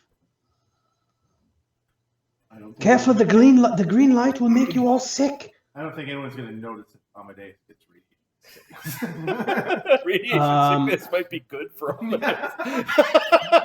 Can I spend? And then the third component, independent of the control module, which is the evil intelligence of this thing, is something else that is connected to the control module. Can I activate? So I know where the device is, but I don't know what to do to it to activate the safety. You have to see the device to do it. You will be able to identify these things should you see them. Do I know where it is in the machine? Yeah, it's in the center. How close are we to? Like, is there a hole kind of thing? Like, can we start going? Do you have any actions left? Yeah, I've only done 2 actions. So okay, I have well you can start action. opening up the compartments to get at where this thing is. Is that an attack, or is that like non-lethal, or how does that? Or it's not. It's a CMB or an attack, depending on how you're getting there. Okay, Cog's gonna act. Hold on. Did I do this already? I did not. I'm gonna be. And the compartments are different. Are you trying to go towards the place where the power module, where the green light is? Are you trying to go towards its command module? Or are you trying to go towards something else that's connected to the command module that seems important? The command module that will make it safe, 1. And then I'm thinking, can I disable the intelligence part from it? Well, you need to get to it first. Need to get to it. Now, here's a question. Will a freedom of movement get me through all this? Do you have freedom of movement running? No, but I have. I can cast it on myself next round. A freedom of movement might allow you to move through tight spaces really easily. You might be able to climb inside the machine. Put freedom of movement on me if you can. I know how to disable it.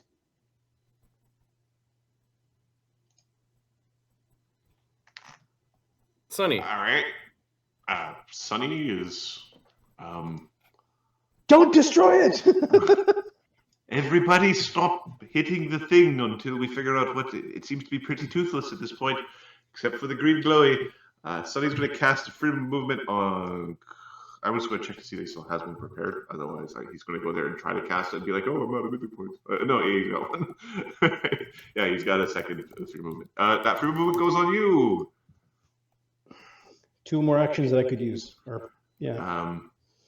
And he's going to coo in Slake's ear to try to get him to calm down. Don't worry, Slake. We have to be more surgical.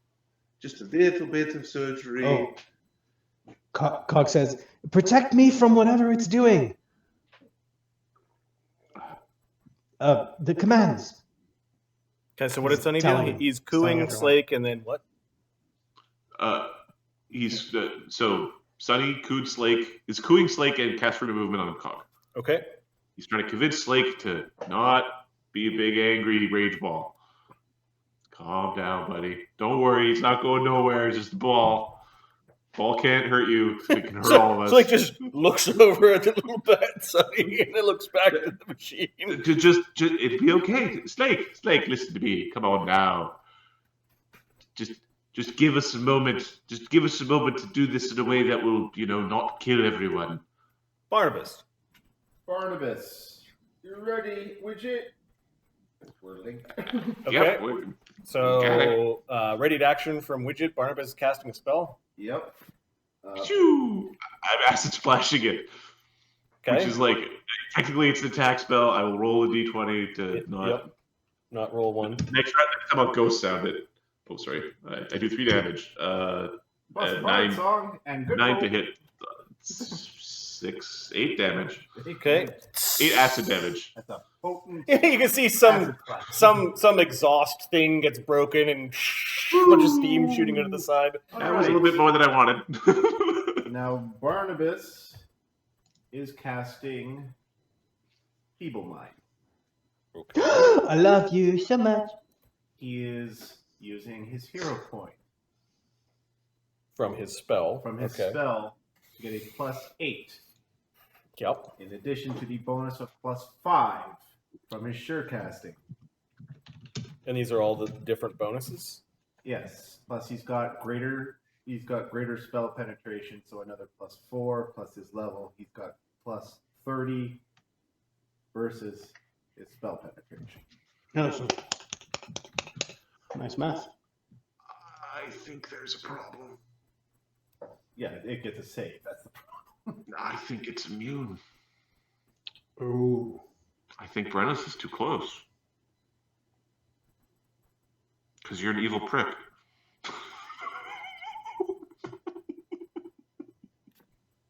Okay, well, you guys know what Potentially. spells are moving on this thing. You can You can tell Brennus to back away from it. Oh, Brenner's back off. Yeah, I was. all right. You tell So- Brennis to stand over here. Yes. Stand next to me over here, just close enough to Slake. Okay. So maybe we will be ready for that. All right, so I'll give you Okay, the Widget's readying for Yeah. to, it's 8 hit points back. All right. Eamon, what's he doing? He is going to challenge the thing because that's really all he can do. Okay, Brenos. Okay. Brennos is going to move over to Barnabas. Unless there's a way to aid a caster level. And then Brennos is going to use the god agrees with your ways. So is going to give you the blessings of Vergadin, which is going to allow you to, for the next round, all your d20 rolls, roll them twice and take the one you like. Thank you, Vergadin. Okay. Slake is delaying until you guys tell him to rip the machine apart. You better know what you're fucking doing! Don't worry, we know what we're doing, Slake. It'll be okay. It's gonna explode! Right, and if we punch it, it explodes faster, so we have to make Don't the explosion. attack it. I need to get inside. Thogrim. Don't attack it. Bullshit. Not bullshit. Breno's smooth. Oh, so Brennos, now it's Barnabas is ready to action, which triggers Widget's ready to action, which Yep. hits it for 8 damage. And then Barnabas, what are you doing I am trying to break its SR with Feeble Mind? with Feeble Mind. So I rolled twice, thanks to Bergenen. 41, I'm hoping will do it. They break it. Okay. Now, unfortunately, I did not have my antigen ready, but it is still a DC 23. And the -2 on its saving throw. And it's an arcane caster, I think. So -6, let's see. So just add that to the DC. Okay, so DC 29. DC 29. All right. And then I got to look at its will save again. What was You'll it? remember it's fucking crazy. This might not be too good. I believe it's sucking putts. Well, I was casting some pretty powerful spells, so it has at least a good will save. Oh yeah, it's got a good will save. We're just hoping its like ability score is not great. Yeah, maybe its ability score is like 8. Because at some point he thought it's a good idea to merge my brain. A bunch of balls. It's a bunch of balls around the universe. Great, Ha! Dummy! You be dumb, dummy! 25? What was your DC without the helps? Without the helps, the DC would have been 27. And then because it's an arcane caster. Yeah, okay. Yeah, because, all right. yeah, So because it's an arcane caster. you cast a spell and the whole thing goes boom. All the blinking lights just went click, click, and clicked off. There's still this green light pouring out of the thing, and it will have a different action on its turn. It's no longer talking, Thogrim. You're no longer getting any information from talk, and Slake and Cog no longer hear anything in your heads. There's no longer a stream of any ones or zeros. The thing looks like it's inert. Take that, dummy! All right, now, careful, it might still explode. Agony is going to delay until you guys say rip it to pieces. Oh, sorry, that was Barnabas's ready to action. We didn't do Thogrim's turn. Thogrim is going to let, first he's going to let, what's his name out? Oh, Gordon. Gordon? Yeah, is that, Okay. that guy's, Gordon he then, probably wants to breathe. yeah, he climbs into the bag and goes. Thogrim's readying to cast magic. What's it called? Magic. Where did you go, you little weirdo? Resilient Sphere. I don't know if that'll stop it, but What's the trigger for the Resilient Sphere? everyone's starting to run. Oh shit! When the guy that says I'm gonna go in and fix it, when he says "oh shit" or tries to run, Okay. So you're readying for an explosion or an impending explosion. yeah, he looks up Barnabas, Agony, and Widget. He's like, Okay. stay close, stay close. The Kabranex Node is exposing its atomic core to this room. This round, there is a low burst of radiation. This is a poison effect. I'm not sure if you guys have put up delay poison or not. Does life bubble? Life I think bubble. it stops this. It doesn't. It stops gases and things. Let's see. We have fresh air around us. Clean smelling. I don't Inhaled poisons, diseases, gases, vapors. I don't think. Inhaled, yeah. No, this is radiation. So the fort save's low, but it will be cumulative and get worse and worse. So anyone who is living Yeah. has to make a fortitude save, DC 15. Or for immune to poison. If one has a bonus against poisons, though, It applies, yeah. It's a poison effect. If you're immune to poison, you just don't need to roll. All right, I'm It's suddenly like, oh, it's the other natural energy, the energy of nature. You said this is a fort save? Yep. This is okay, so just don't roll a 1. But hold on. Okay, so And now, okay, so Thogrim's okay.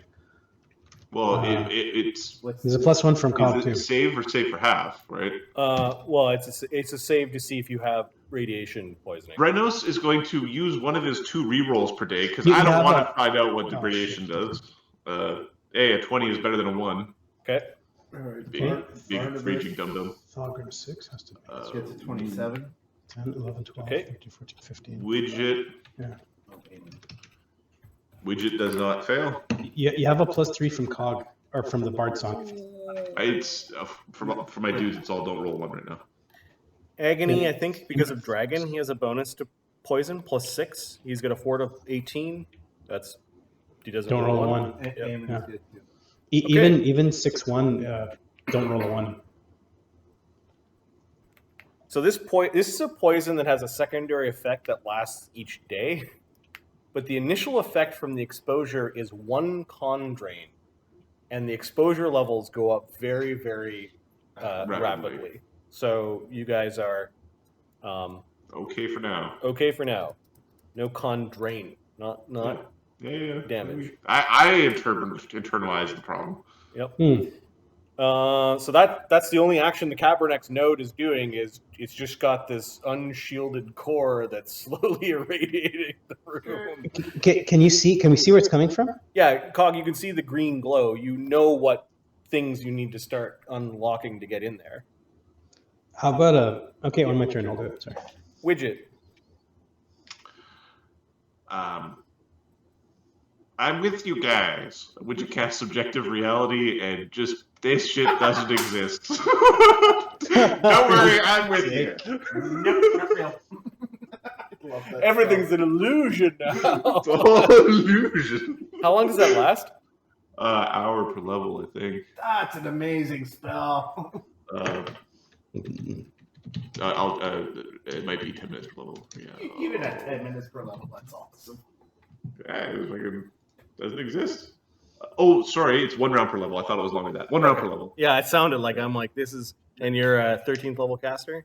Yep. It's still Subjective reality. Okay. I will recast it if it gets. It's my only 7th circle illusion. So The thing doesn't grow any mechanical tentacles at this point in time. Cog and Slake understand that it can't, or it would take a long time for it to do so. Amadeus and Gordon, what are you doing? Amadeus is going to try and open the thing up for people to get in. Yeah, you see the thing that Cog is pointing at. It's almost like a hatch that machine tools would be required to remove. Can he If you give me a grapple check, you'd be able to just close it? or just open it up. Yeah, All right. it's like a round submarine door or something. Sorry, double check something. It's this thing in the back here. Okay. Second, I don't want to cheat, so I'll just double check. All right, plus we don't have haste anymore, but we have part. No, haste is up. Oh yeah, the haste is up. So plus 45. 58. Okay, so with a single like tentacled hand, you just like wrap your arm around the door and spin and kind of force it open. And Cog, you're standing right in front of it, and you can see amongst a bunch of wires and little control panels and pistons and machinery, there's a seat at the center of the Kabranex Node. Sit in it. Like a seat made for a medium-sized creature. or is it a medium-sized brain? There are a bunch of aggressive-looking tubing and holes built into the seat. You're pretty sure you plug into the machine and it plugs into you. Climbing inside this cavity will give you access to the places where you want to touch and disable. Take me an action to get in there. Take you a move to get in there, yeah. Is that the thing that I was interested in? No, but it would give you better access to the inside by going. Give you better access to the command module, this extra module that you don't understand yet, and end to the naked casing, or to the naked Oh, atomic device. I'm next. Okay, that's No, you're not next. It's just I'm describing what you. Oh yeah, you are next. Sorry. I am next. Yeah. Unless Amadeus is doing anything else. No, unless he's instructed that Um, he's just, I guess he can let go of it. Yep. so the tools I need.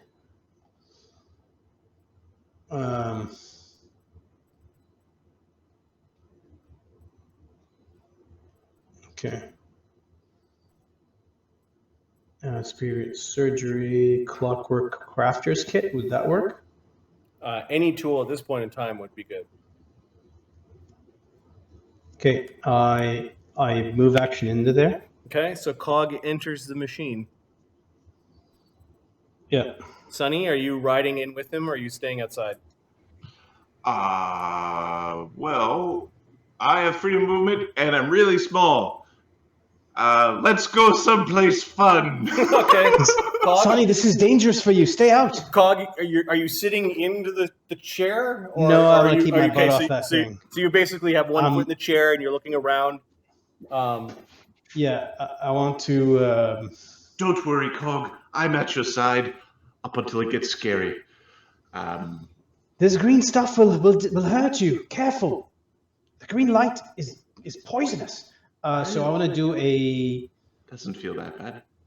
clock. I guess craft clockwork to try to or disable device. Are you trying to close the casing? I want to close the casing. Okay. So Or actually, you're no, trying to mechanically trigger the casing to close. You said there was something that the safety mechanism that I could connect to. Do I see that? You see the devices you need to manipulate to close the casing, to trigger the close of the casing. There's still power here, which means that the devices might still work. Okay, so Is there anything in the way of the casing closing? Nope. okay, so can I take how many actions do I need to activate the closing of the device? This is a disable device check It's a disabled device check versus against a complex device. Oof, no. It's a disabled device. My disabled device is not that good. You could also do your craft clockwork if you want. Yeah, I'd rather go do that because plus 11 versus plus 25. I'll do my clockwork. Okay. Give me a 2d4. No, I rolled. Sorry. 2d4. Sorry. No, 2d4. 8. Okay, How many limbs fall off you? This is going to take some time, Cog. You know this before you start. You pull out your tools, you're like, this is going to take a minute.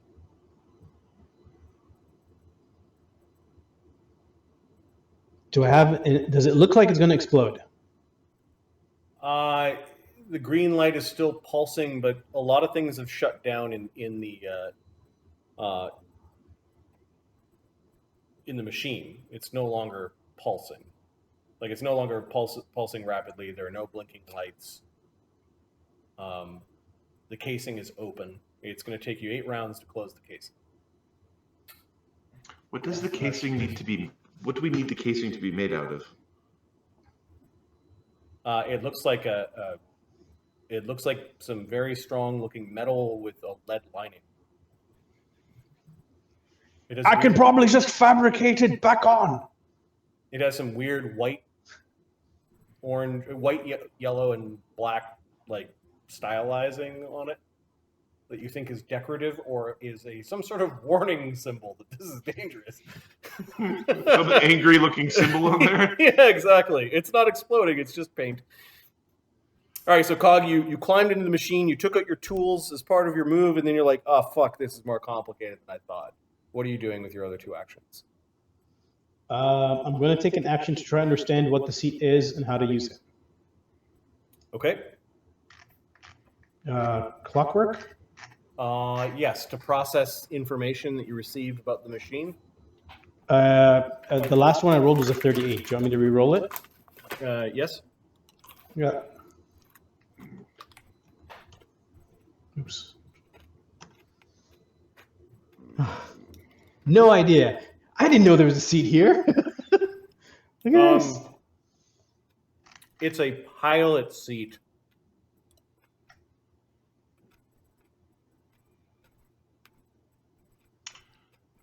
I rolled a 1. What if we tried to separate the green thing from the from its place and tried to like put the green thing someplace else? Would that work? Is that thing poison, Slake? No, not to us, I don't think. Sorry.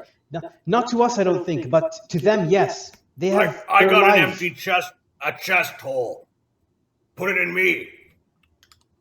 No, you need the entire tube. This tube stops it from... I think he's mostly just a fucking tube if you think about it. No, this will explode him out. You know, you guys look ridiculous sort of crawling around in that illusion, right? yourself that. Thorgrim says, I can just fabricate the lid back on top. Rip it out of there. Rip it out. I'm not strong enough. Sonny has a spell called Liquefy, so he can take a certain amount of material and cause it to turn into a liquid. At which point you can do whatever the hell you want with it. Pour it into a river. So, well, it's temporary. Let's see if we could liquefy the green thing and get it into like a little glass, and then we can take it wherever we want. And does it revert back after a while, or after 1 round per level? Depends how much the material. The object you target becomes a liquid version of itself and drips and runs like a thin oil and pools on any flat surface. Cog, what are you doing with the rest of your actions? You went in, you looked at the seat, you pulled out your tools. Actually, I think you're pretty much done, unless you're... I moved in, pulled the tools out, took an action to try to figure out what it does. Okay. Can I try to figure out where the... Can I try to disable the intelligence part? Like, detach the intelligence part from the machine. It's dumb. Yeah.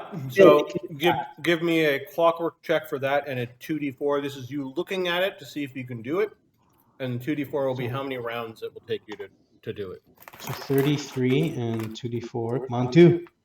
God damn it. It's taking forever.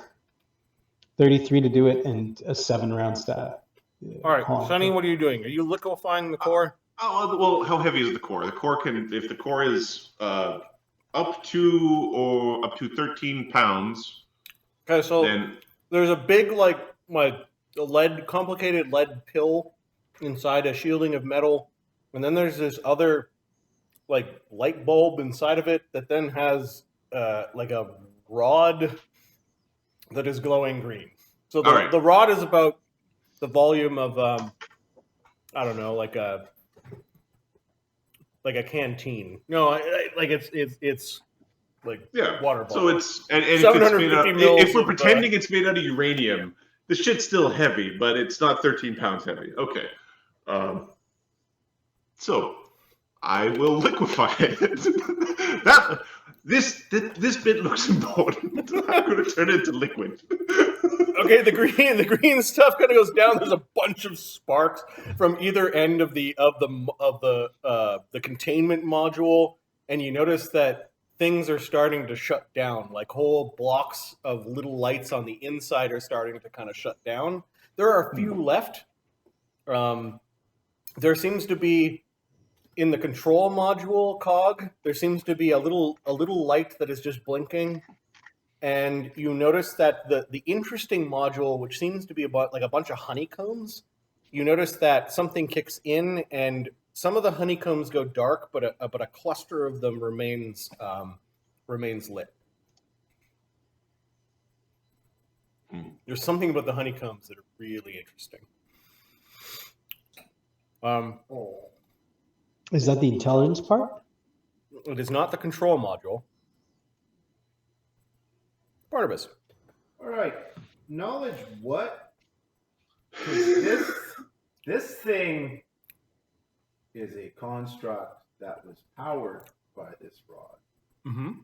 So what does Barnabas think would happen if Slake did have the rod?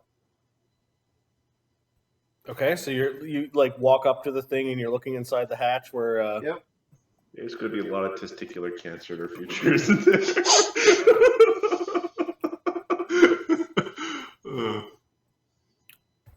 Slake's warm when you hug him.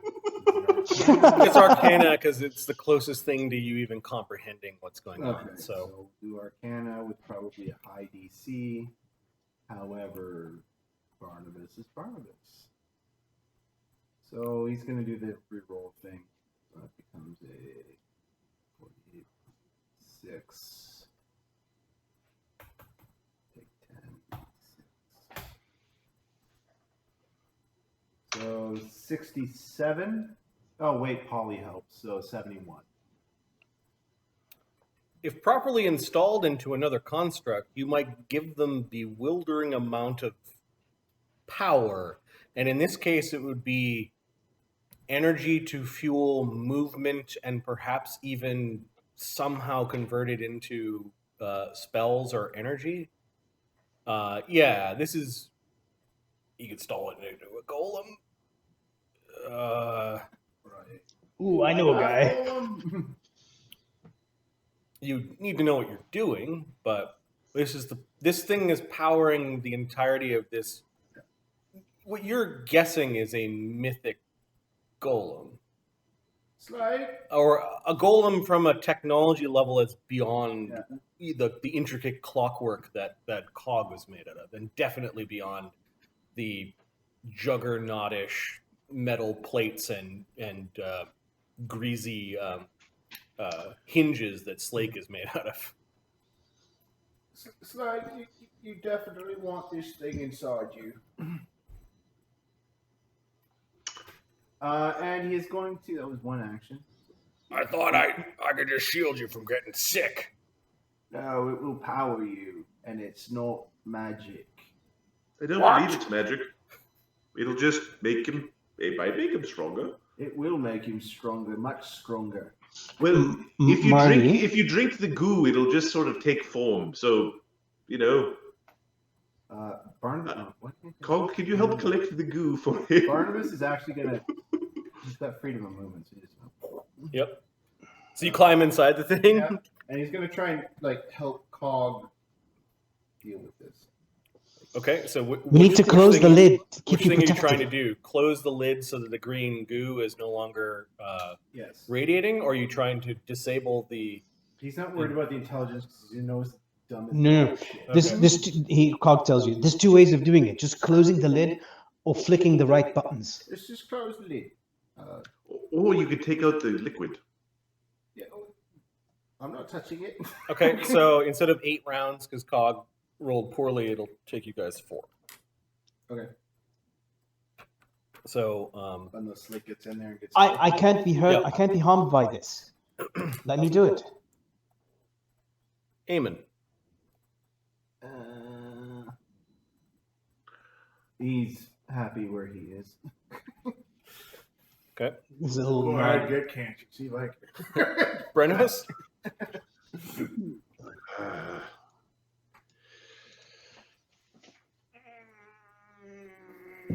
What the fuck you got going on in there? Fuck's sake. Alright, he's got free movement too. Okay, staying within 10 feet of Slake. Stay within 10 feet of Slake. He's gonna... Which one he is doing the thing?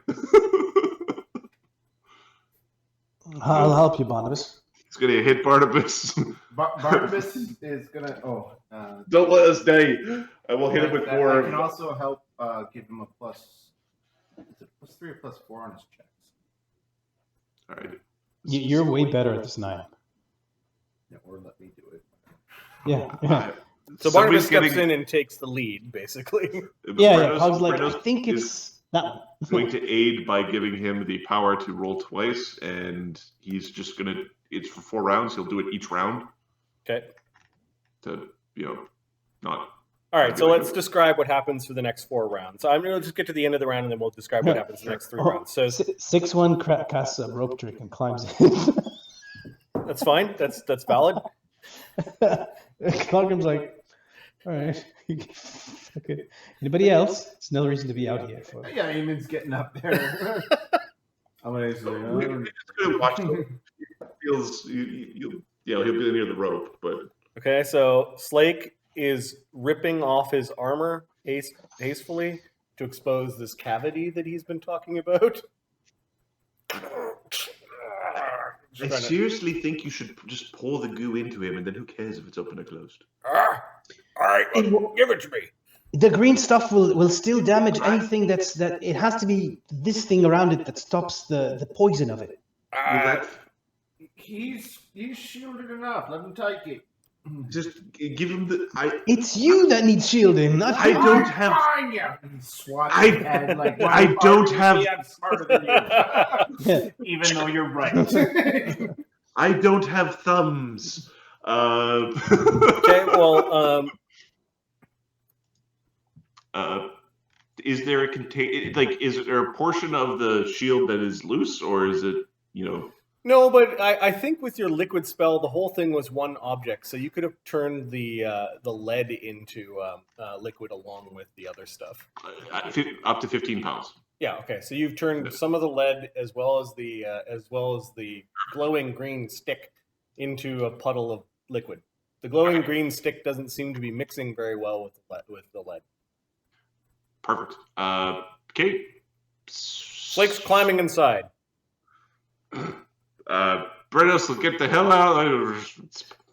And now he's like opening up his helmet plate, and he's leaning down and tipping the thing, and he's drinking the liquid. Drink it.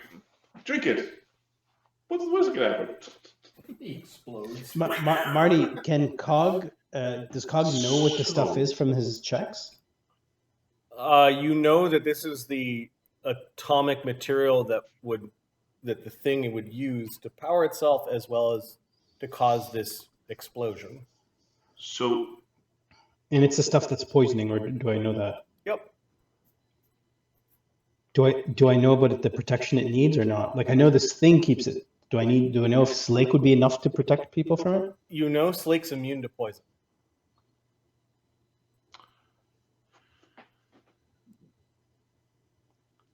Cog's thinking is he's not Cog's just thinking, is he not impacted by it, or does he stop it? He doesn't know. The liquid is clearly unsafe to drink, but if for some reason a creature does drink the liquid, the spell ends, and the creature's supposed to take 3d6 points of damage and brings up a solid version as a standard action as coughing fit. He doesn't have coughing fits because he doesn't have a gag reflex because he's a robot. So it sounds like the spell ends with it inside of him. I'm going to spend a DM point and say the spell ends with the thing inside of him with a small shielding of thin lead around it. At this point in time, Barnabas, you notice that something pops out of Slake because it doesn't like the presence of what Slake just drank. And it's a tiny bit of glowing amethyst that kind of like rolled out of like an exhaust pipe on Slake. It's glowing there. Both Brenos, Cog, Sunny, and Barnabas all see the thing, and it looks exactly like the glowing bit of amethyst, or at least the same type of rock that is in Barnabas's forehead. Slake does not notice this because he's bending down and slurping, and like was in the process of slurping up this radioactive goo.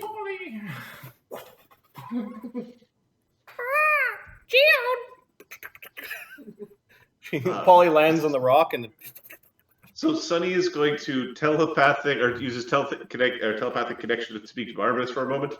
Yep. You knew about that, right? No. He didn't tell you. Oh, is that unfortunate? All right. So we're getting to the end of the round, and then we're going to do the other two rounds, but it seems like the actions may have changed what people are doing, so let's just go to the end of the round. Thogrim and the Simulacrum go hide up into a rope trick. Very Thogrim sticks his head out, like upside down his hair, and holding his glasses. If you need something fabricated, let me know. And he climbs back up. Thogrim, you know that if something bad happens to the rope, the spell ends. Yeah, but there's radiation he doesn't have to worry about right now. Okay. The point being, if it explodes. Agony is way too interested in what's going on here. Perhaps the path of greed is still lingering. And he's like looking inside looking for treasure, and he seems confused at what Slake is doing. Ouija can see everything very clearly because he can just see right through the thing. Yep, the radiation doesn't subside. In fact, turning it into a liquid and splashing it around. Everyone who is outside the rope trick needs to make a DC 17 fort save this round against a medium dose of radiation. Barnabas is okay. Bernos is okay. Agony is not. Oh no. Oh no. Rolls a nat 1, so he takes 1d4 con drain. Oh, He's got 2 con drain. no. And medium radiation poisoning. Well, he's scaled, so we won't notice his hair falling out.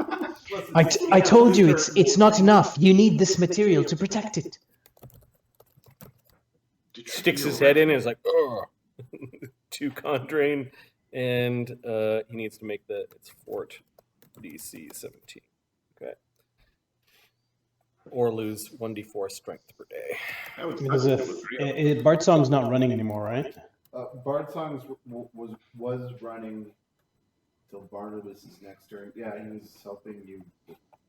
So Right, he. So he, Richard, you're fine. Sonny, you're fine. You've rolled for Polly. Polly jumped out to get went and got the geode. Yeah, she actually, that's true. I do want to live. Okay, DC 17 I have no idea. fort save. She did fly around very close to the. Are you funny? exposed core. Yep.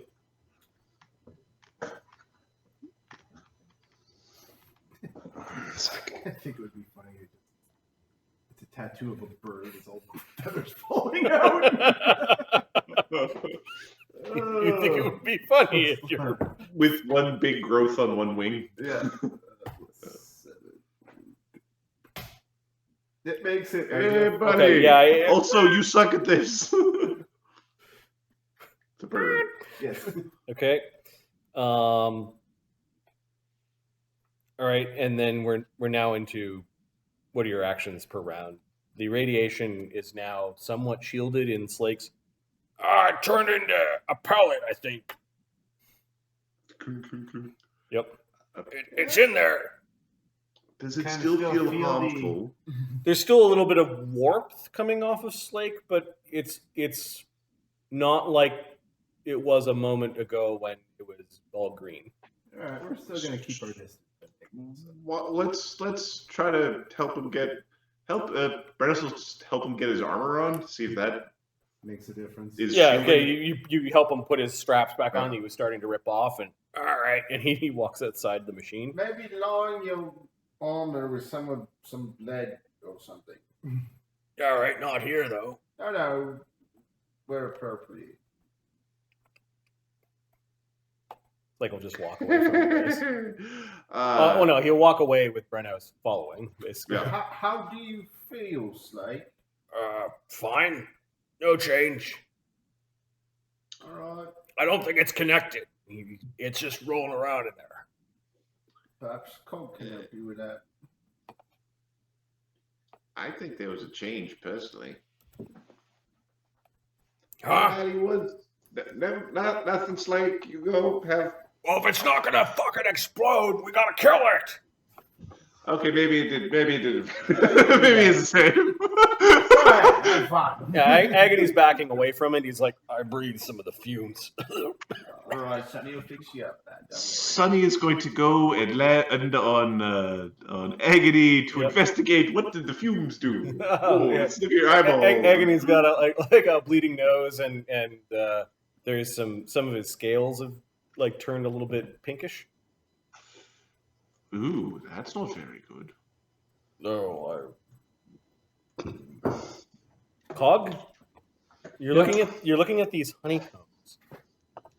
Is that the interesting part that I was looking for? Yeah, our Barnabas keeps on assuaging you that the command module is dumb as dirt, and the whole thing looks like it's on what little energy is flowing through it at this point in time. It looks like it's on automatic.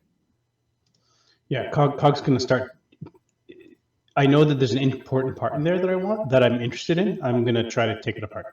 Okay, it's these honeycomb things that I'm going to try to disable it, like to remove it, and understand how it was powered and how information was in and out of it. Okay, well, the honeycomb things are actually easy to remove. You remove a couple of cables and you click some clips, and the whole honeycomb just kind of comes sliding out.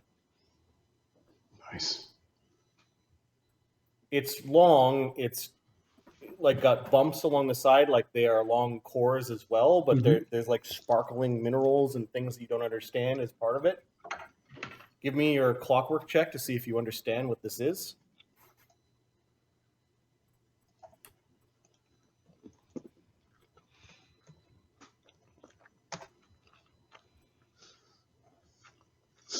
$26.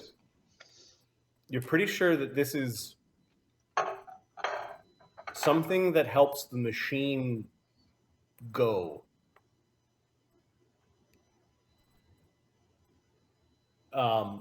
But it contains none of the malicious intelligence of the machine. Interesting. It's some sort of really high-tech motor? But you think it's more of a motor for energy. The word that floats through your mind is processor. Bunch of cars with little holes punched in them. The rest of the processors look like they've powered down, but this one, when you pull it out, a few other lights go on, and there's a single emergency light just kind of flickering around the dumb command module.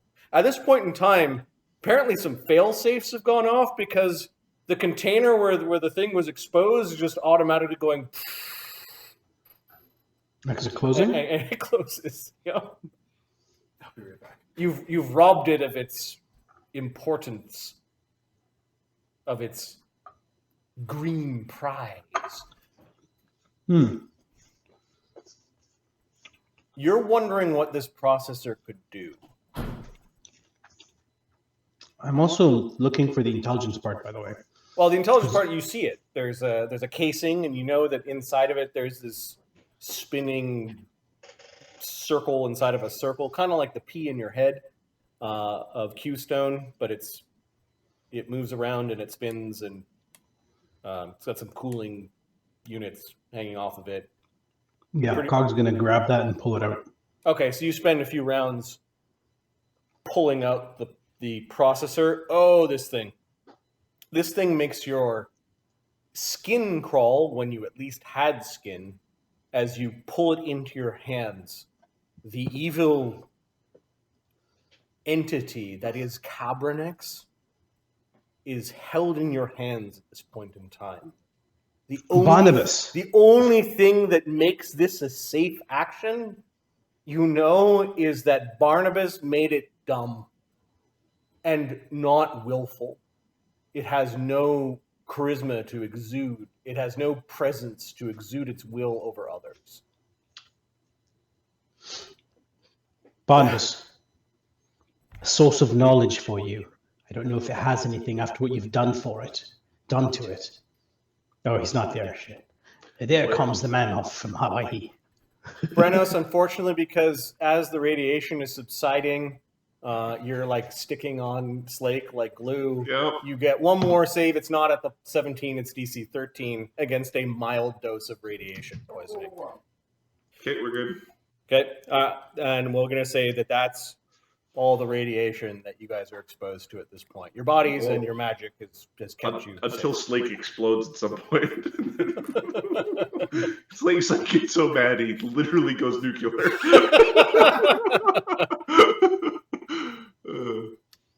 Atomic Slake is a really good ending for this. After you took out the node, its last remaining powered processor on emergency power, and its command, like a command node, and its power, we're going to say that this thing is completely incapacitated. It's not destroyed, but it is shut down, basically. Yeah. It has no need to keep it detects that the command module has been removed and its emergency power shuts down. If I guess it can be dark magic, but if I were a wizard making some kind of phylactery sort of thing, I would want some sort of method with which I can easily find it again. Okay. Green stone probably would have been a pretty easy method. Probably. Nothing we can do about that. Just want to make So you're going to sure- climb back inside now that things are deactivated and Yeah. have a look around at the other instruments? Let's just make sure no one comes looking for this and therefore us. If we can. I don't know if that's a thing. Okay, So so are you looking at the instruments inside of the sphere, or are you looking at the black sphere that Cog has in his hands? Is it safe? Or the weird honeycomb tubes that he's got in his hands? Well, let's start with the honeycomb tubes. Okay. Give me a knowledge, architecture, and engineering. This is going to be difficult because you don't have the right skills technically. Okay. Architecture, engineering. Or is- knowledge arcana, I guess. All right, knowledge arcana is much better.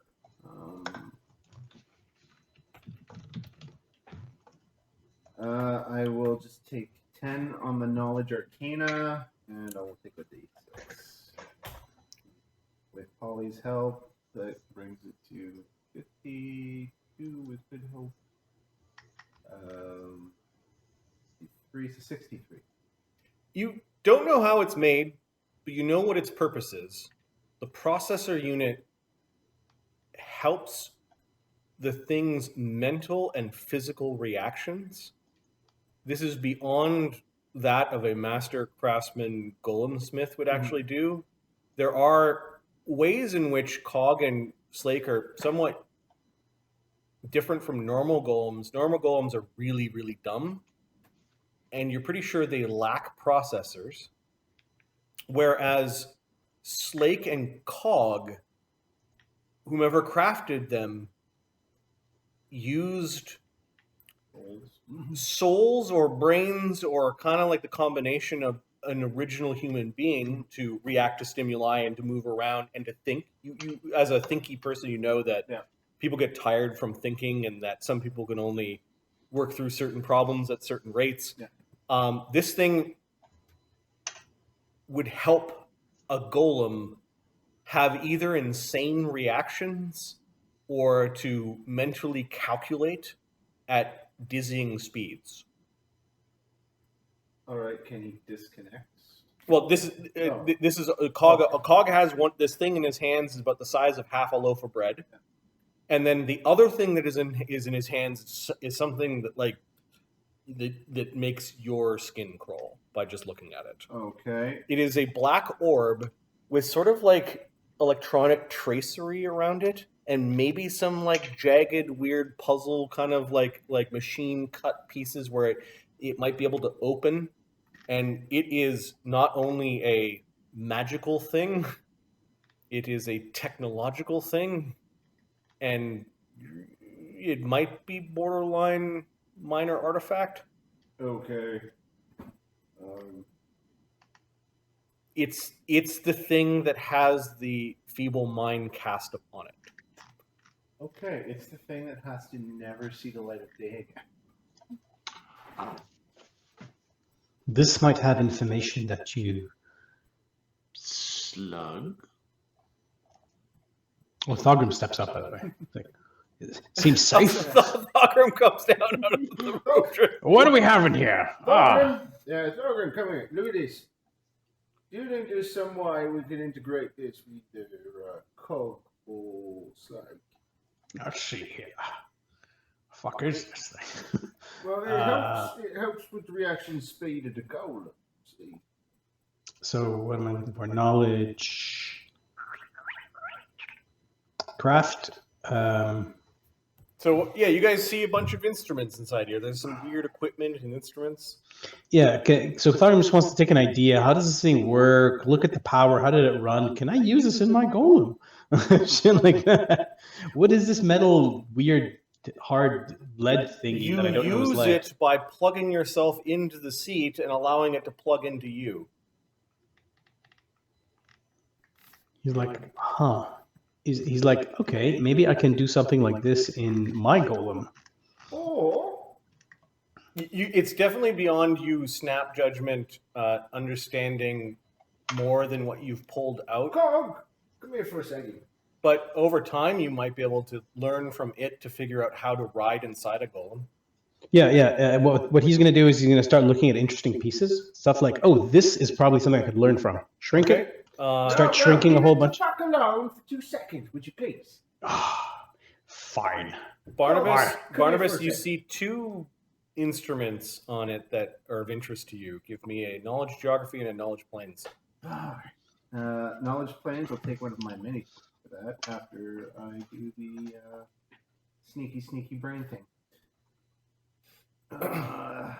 Sneaky brain thing? Yeah, well, he. Care to elaborate? Oh, he can re-roll a knowledge check.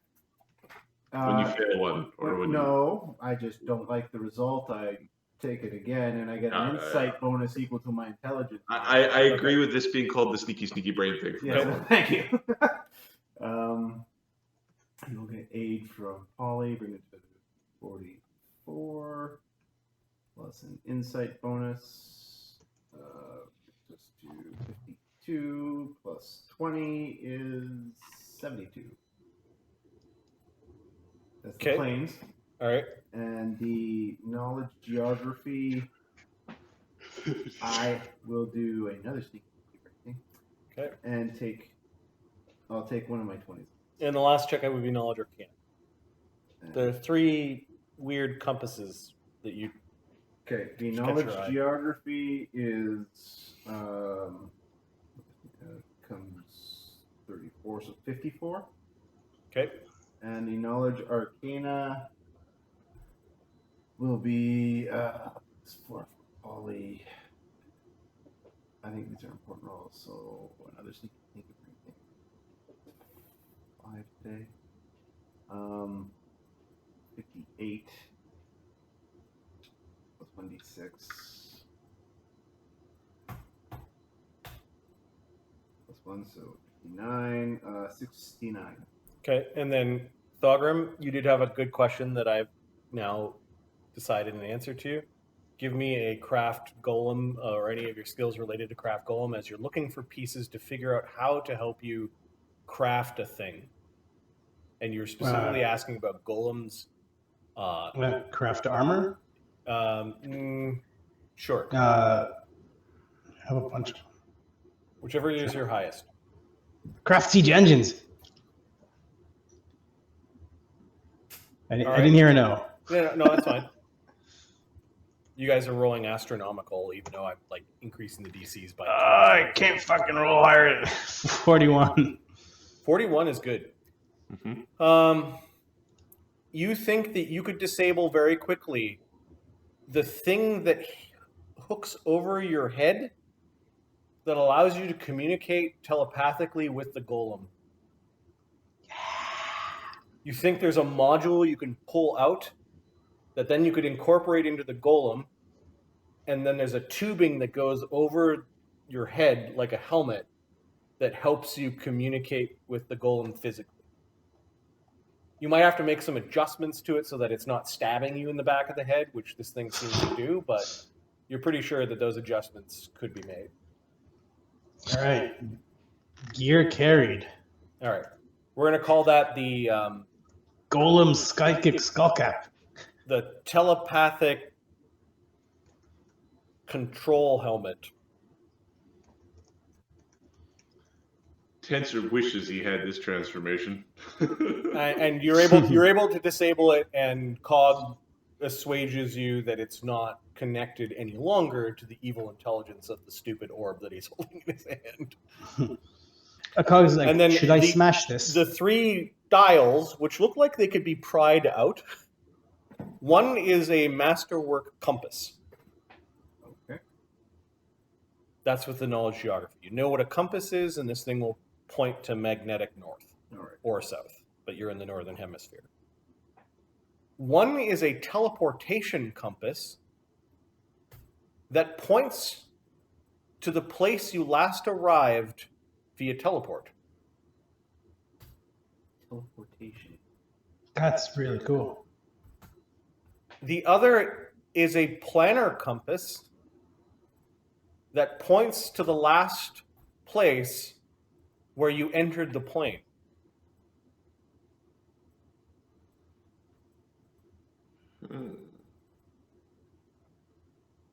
Okay.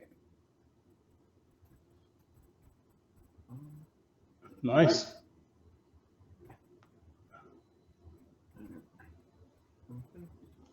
As with all compasses, they can be touchy instruments in that local phenomena can cause them to point. in Might not different always ways. work. Yeah. Yep. But you, with your disabled device, are able to pry these things out into like handheld devices if you wanted, Yes. disconnecting some of the cables. Does the black sphere of evil wizard, does it count as a creature? This thing? Yes. They- The pomegranate of doom. You're pretty sure it counts as a construct.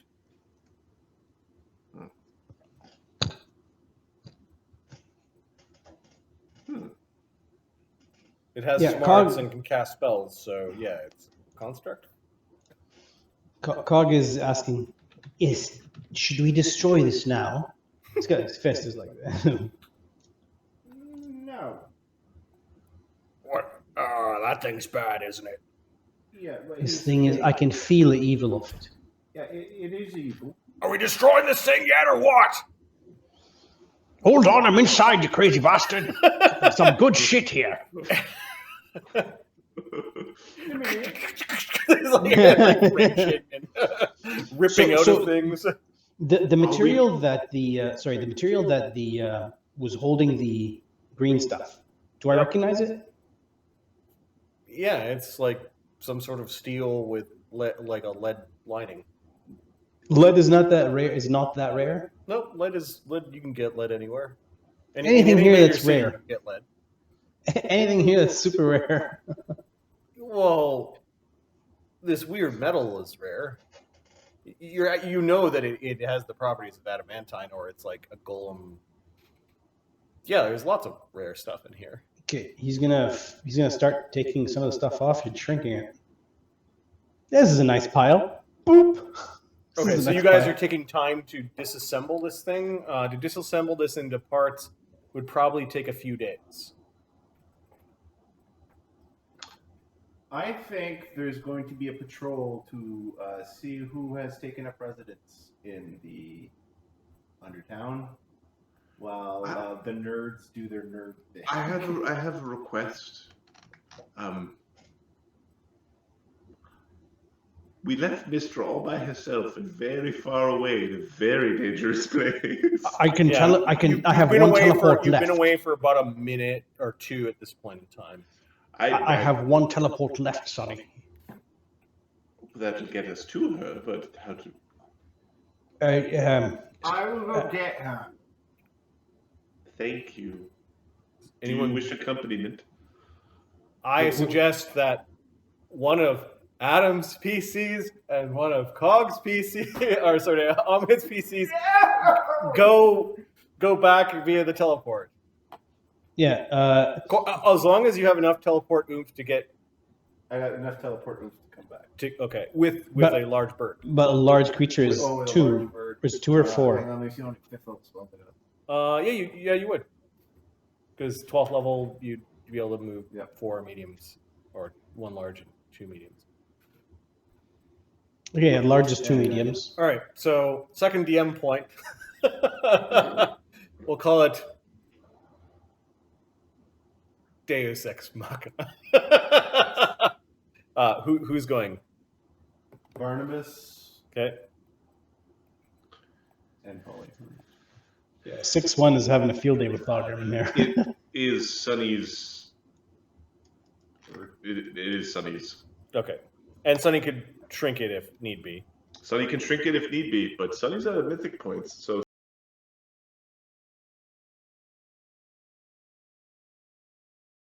Who's going to handle the sphere? I'm not taking it with me. Oh, sorry.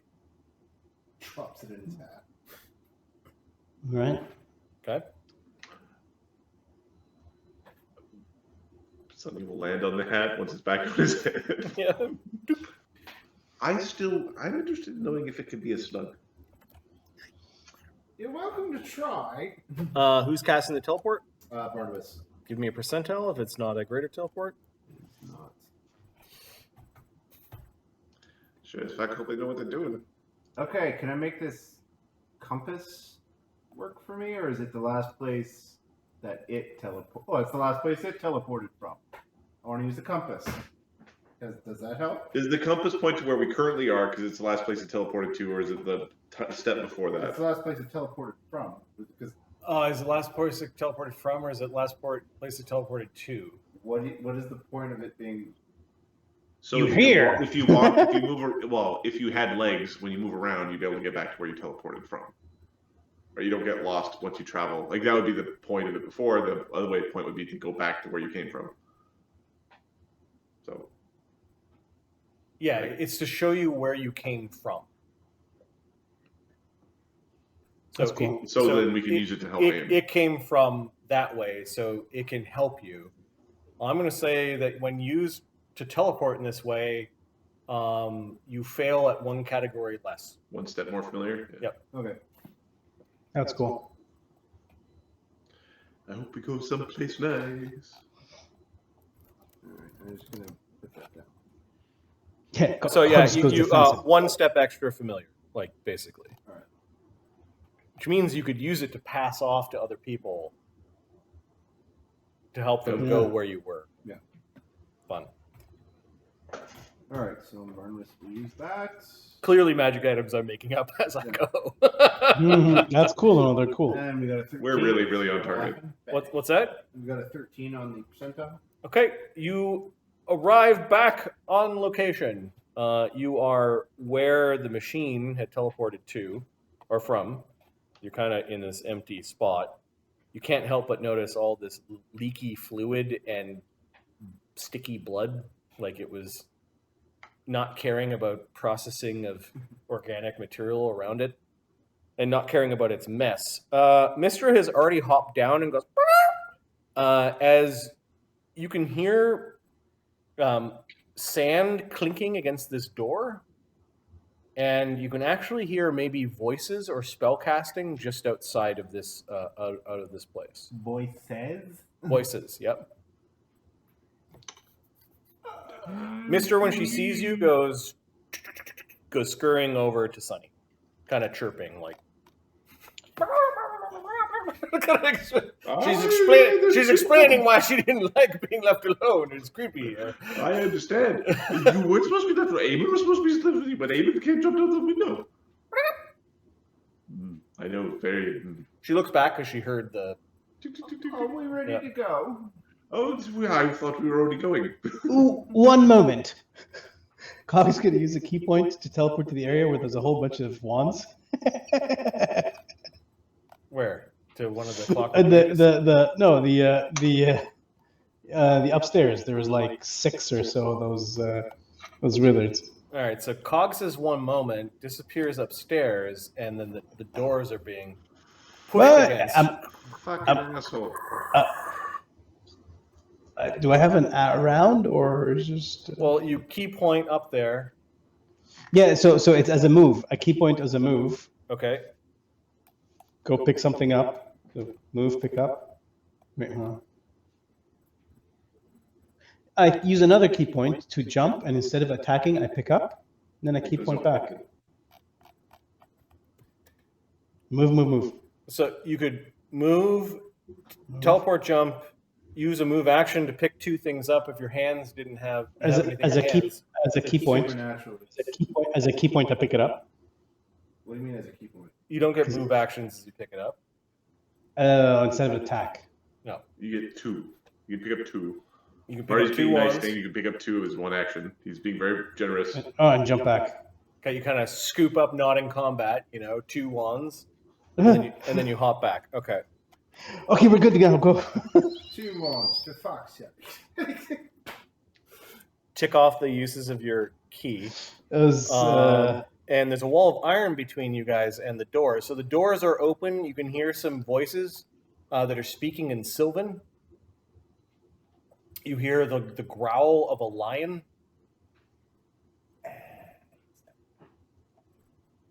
It's time to run away. What mess is this? I don't know.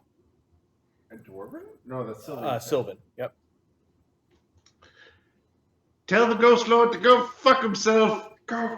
Hey, there they are! Get them! And you can hear some piping and some cloven hooves, and you can hear Why some aren't you going? Go. some female like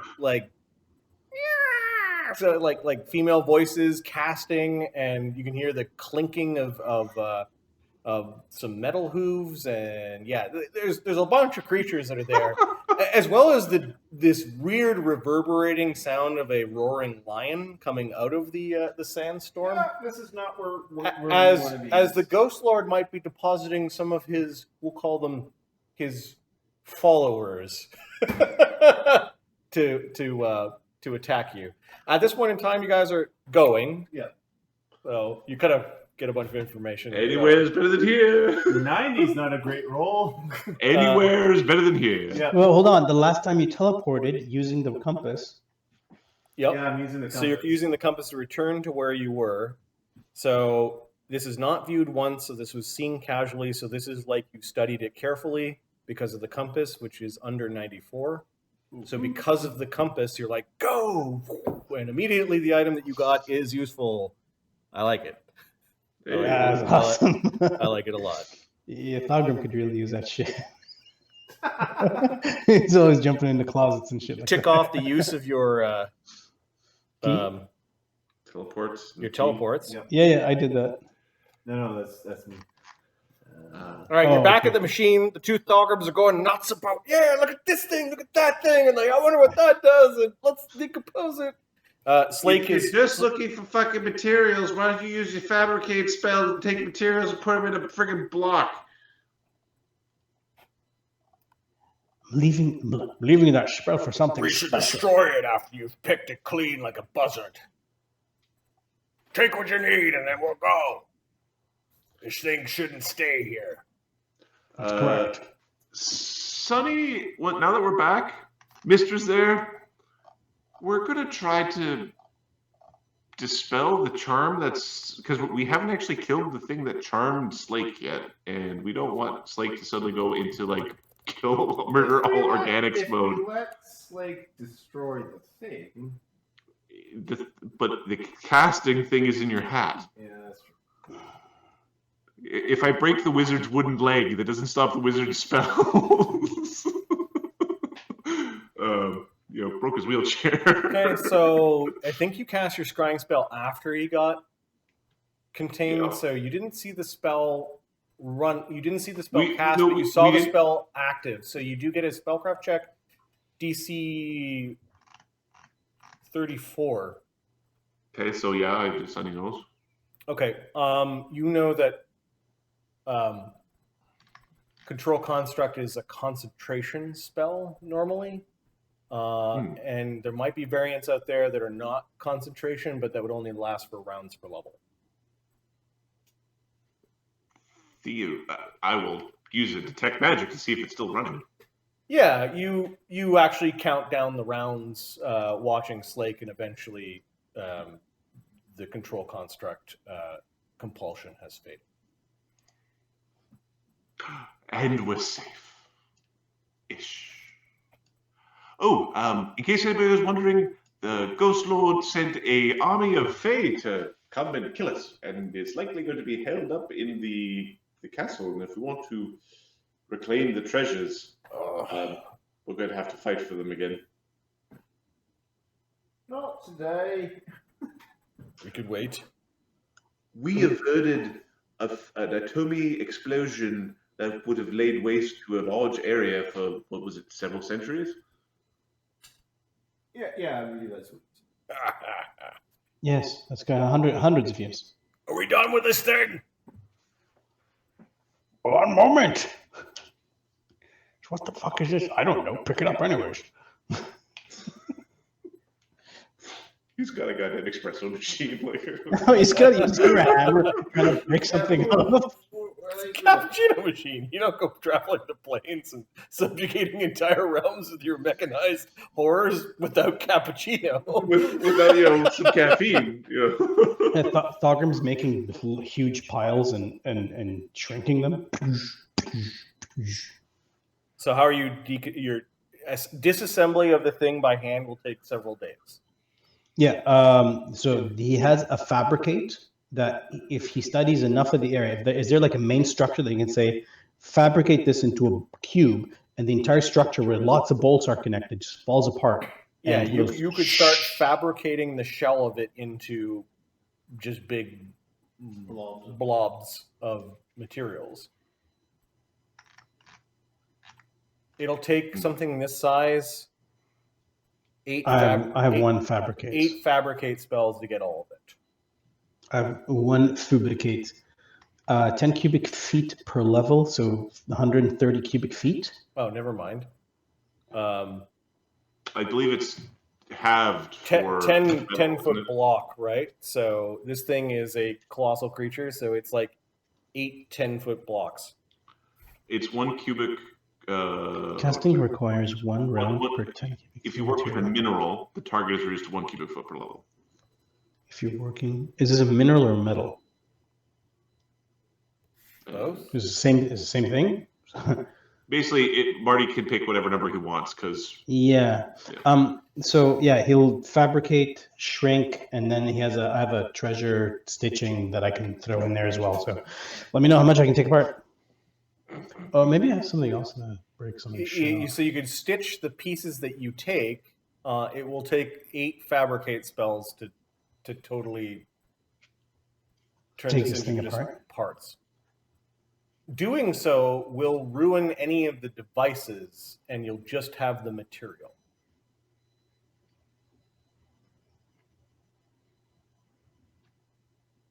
Now you've taken the power module, the command module, the processing unit, and the thing that allows you to communicate telepathically with the golem. You've also taken 3 compasses of interesting power. So Anything else here of interest before we smash this thing to pieces? And then shrink it and then take it with us. But hey. there is a curious device that you see near the top that has an antenna. Ooh.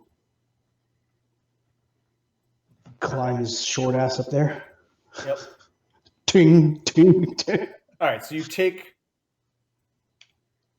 the radio transmitter and receiver off of the golem. Fucking done. Yep, study it later. It has its own battery and has both a cable that you could stick into your head as well as a Or the telepathic control helmet. weird device, like a phone almost. Phone handle. We'll be like Thomas Edison. We have the first one. Perfect. Is anybody to talk to? Not really.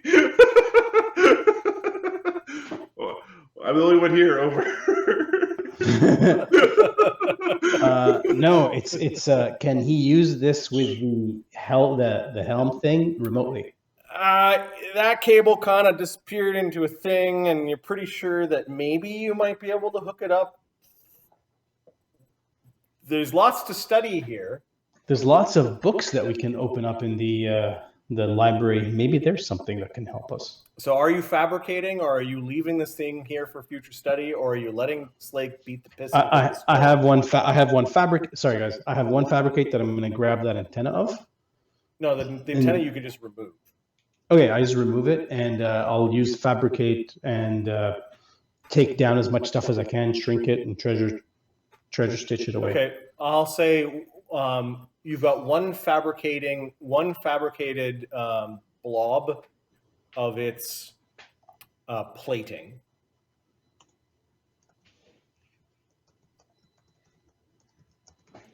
Which is a strange composite material, and 1 cubic feet per level. So you've got 13 cubic feet of advanced composite plating. Which is a lot. Like you stripped it of its plating, leaving behind bare machinery and tubing and. Yeah, that's enough for a huge golem, isn't it? You might be able to put armor on your golem. Yeah. On an iron golem with this. It's Dogum happy. It's like Dogum's in a toy store right now. Kevlar-aligned polymer golem. And there's 2 of them. There's just back. Well, what do you think of this? Oh, connected to here. Oh, yeah. It's a light. What Are is you light letting coming? Slake punch it? There's tears coming down his face as it happens, but he's like, It's my Alright, favorite ceramic golem. better get destroyed than anyone else getting their hands on it. By beautiful. Slake begins punching holes into things. All sorts of steam rises from it. He's breaking other important looking things. There was probably lots that you could have learned about physics, the construction, the materials. Look for a manual. Fucker, they're saying tink, tink, tink. He sees one little Flinching. one last little hose on it, and he just gets annoyed by it being connected, and he rips it out. A bunch of strange fluid goes flying from it. Mr. looks back at Sunny and then pecks a couple of pieces that fell out on the ground just to be part of the team. I would have buried it personally, but Eamon eventually pops his head down of the rope trick, like he's the last one up there, and realizing he wasn't quite doing his job up there, he sheepishly joins. All sorts of fucked up, Side. though. I think So- this is I need one question one answer to a question, and then I think tonight we're gonna end here because it's Cool. about midnight on a school night. So, where are you resting? Well, I think what we do is we kind of explore around this place to see if it's safe to rest here. I have a. I'm gonna spend my last DM point and say that nothing of major concern has moved into the halls of the Underlords, but you're poking around to the upper part of Undertown, and there are some merchant stalls that are set back up, and there's a fraction of the people that were there before. Are they vampiric? Nope.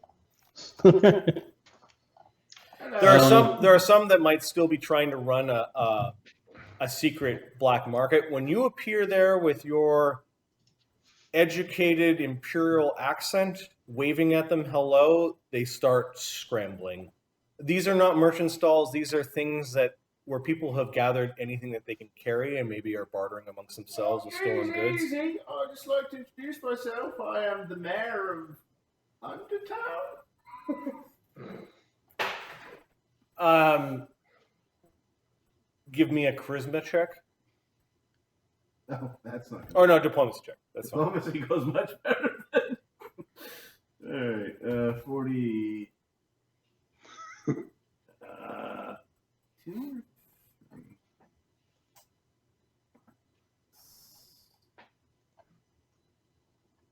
or 3.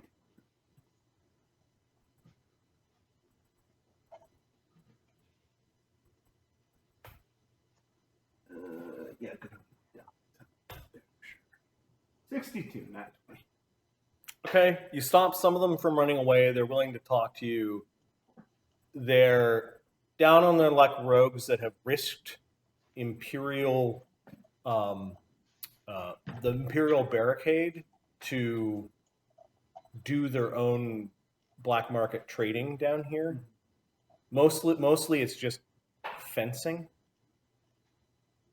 And they're doing it not only to avoid they're risking Imperials to avoid the other guilds or the other the other families or thugs syndicate, that sort of thing. So they're a bit risky, but because they've been brave enough to wander all the way down into this horrible place, might be worth your while. I'm going to say, because you have the leadership feat and you rolled a nat 20 on your diplomacy check, you can take ne'er-do-wells of moderate skill as your followers as we start fleshing out who your followers are now that you've gone up a few levels.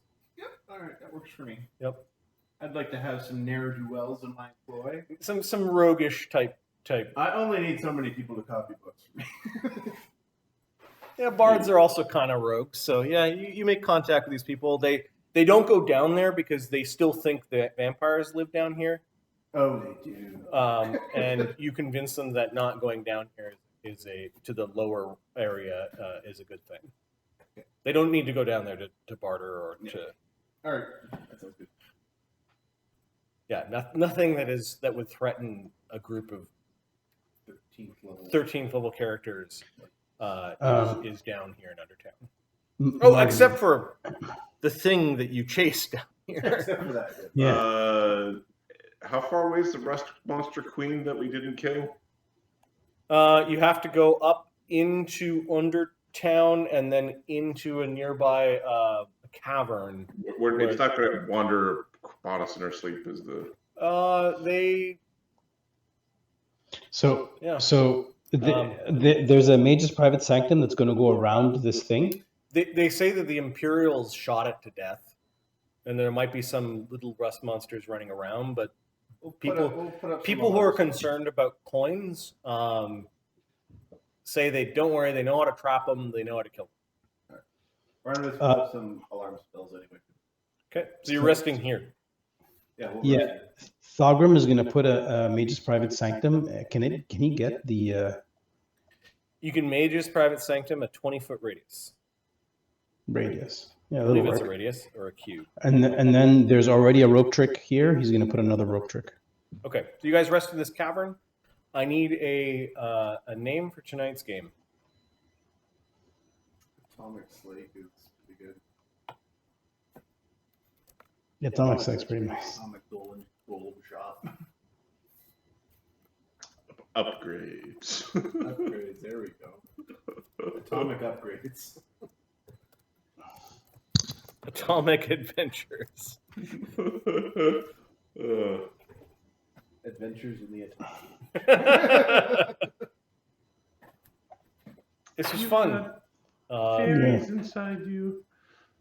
They're Atomies. Tommy bomb.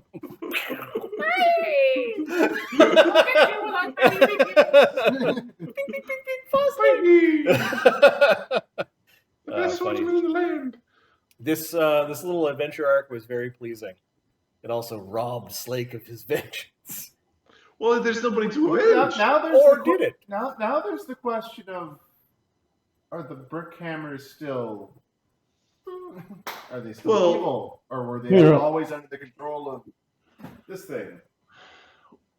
Well, yes, they were evil. Don't worry about it. They're evil for sure.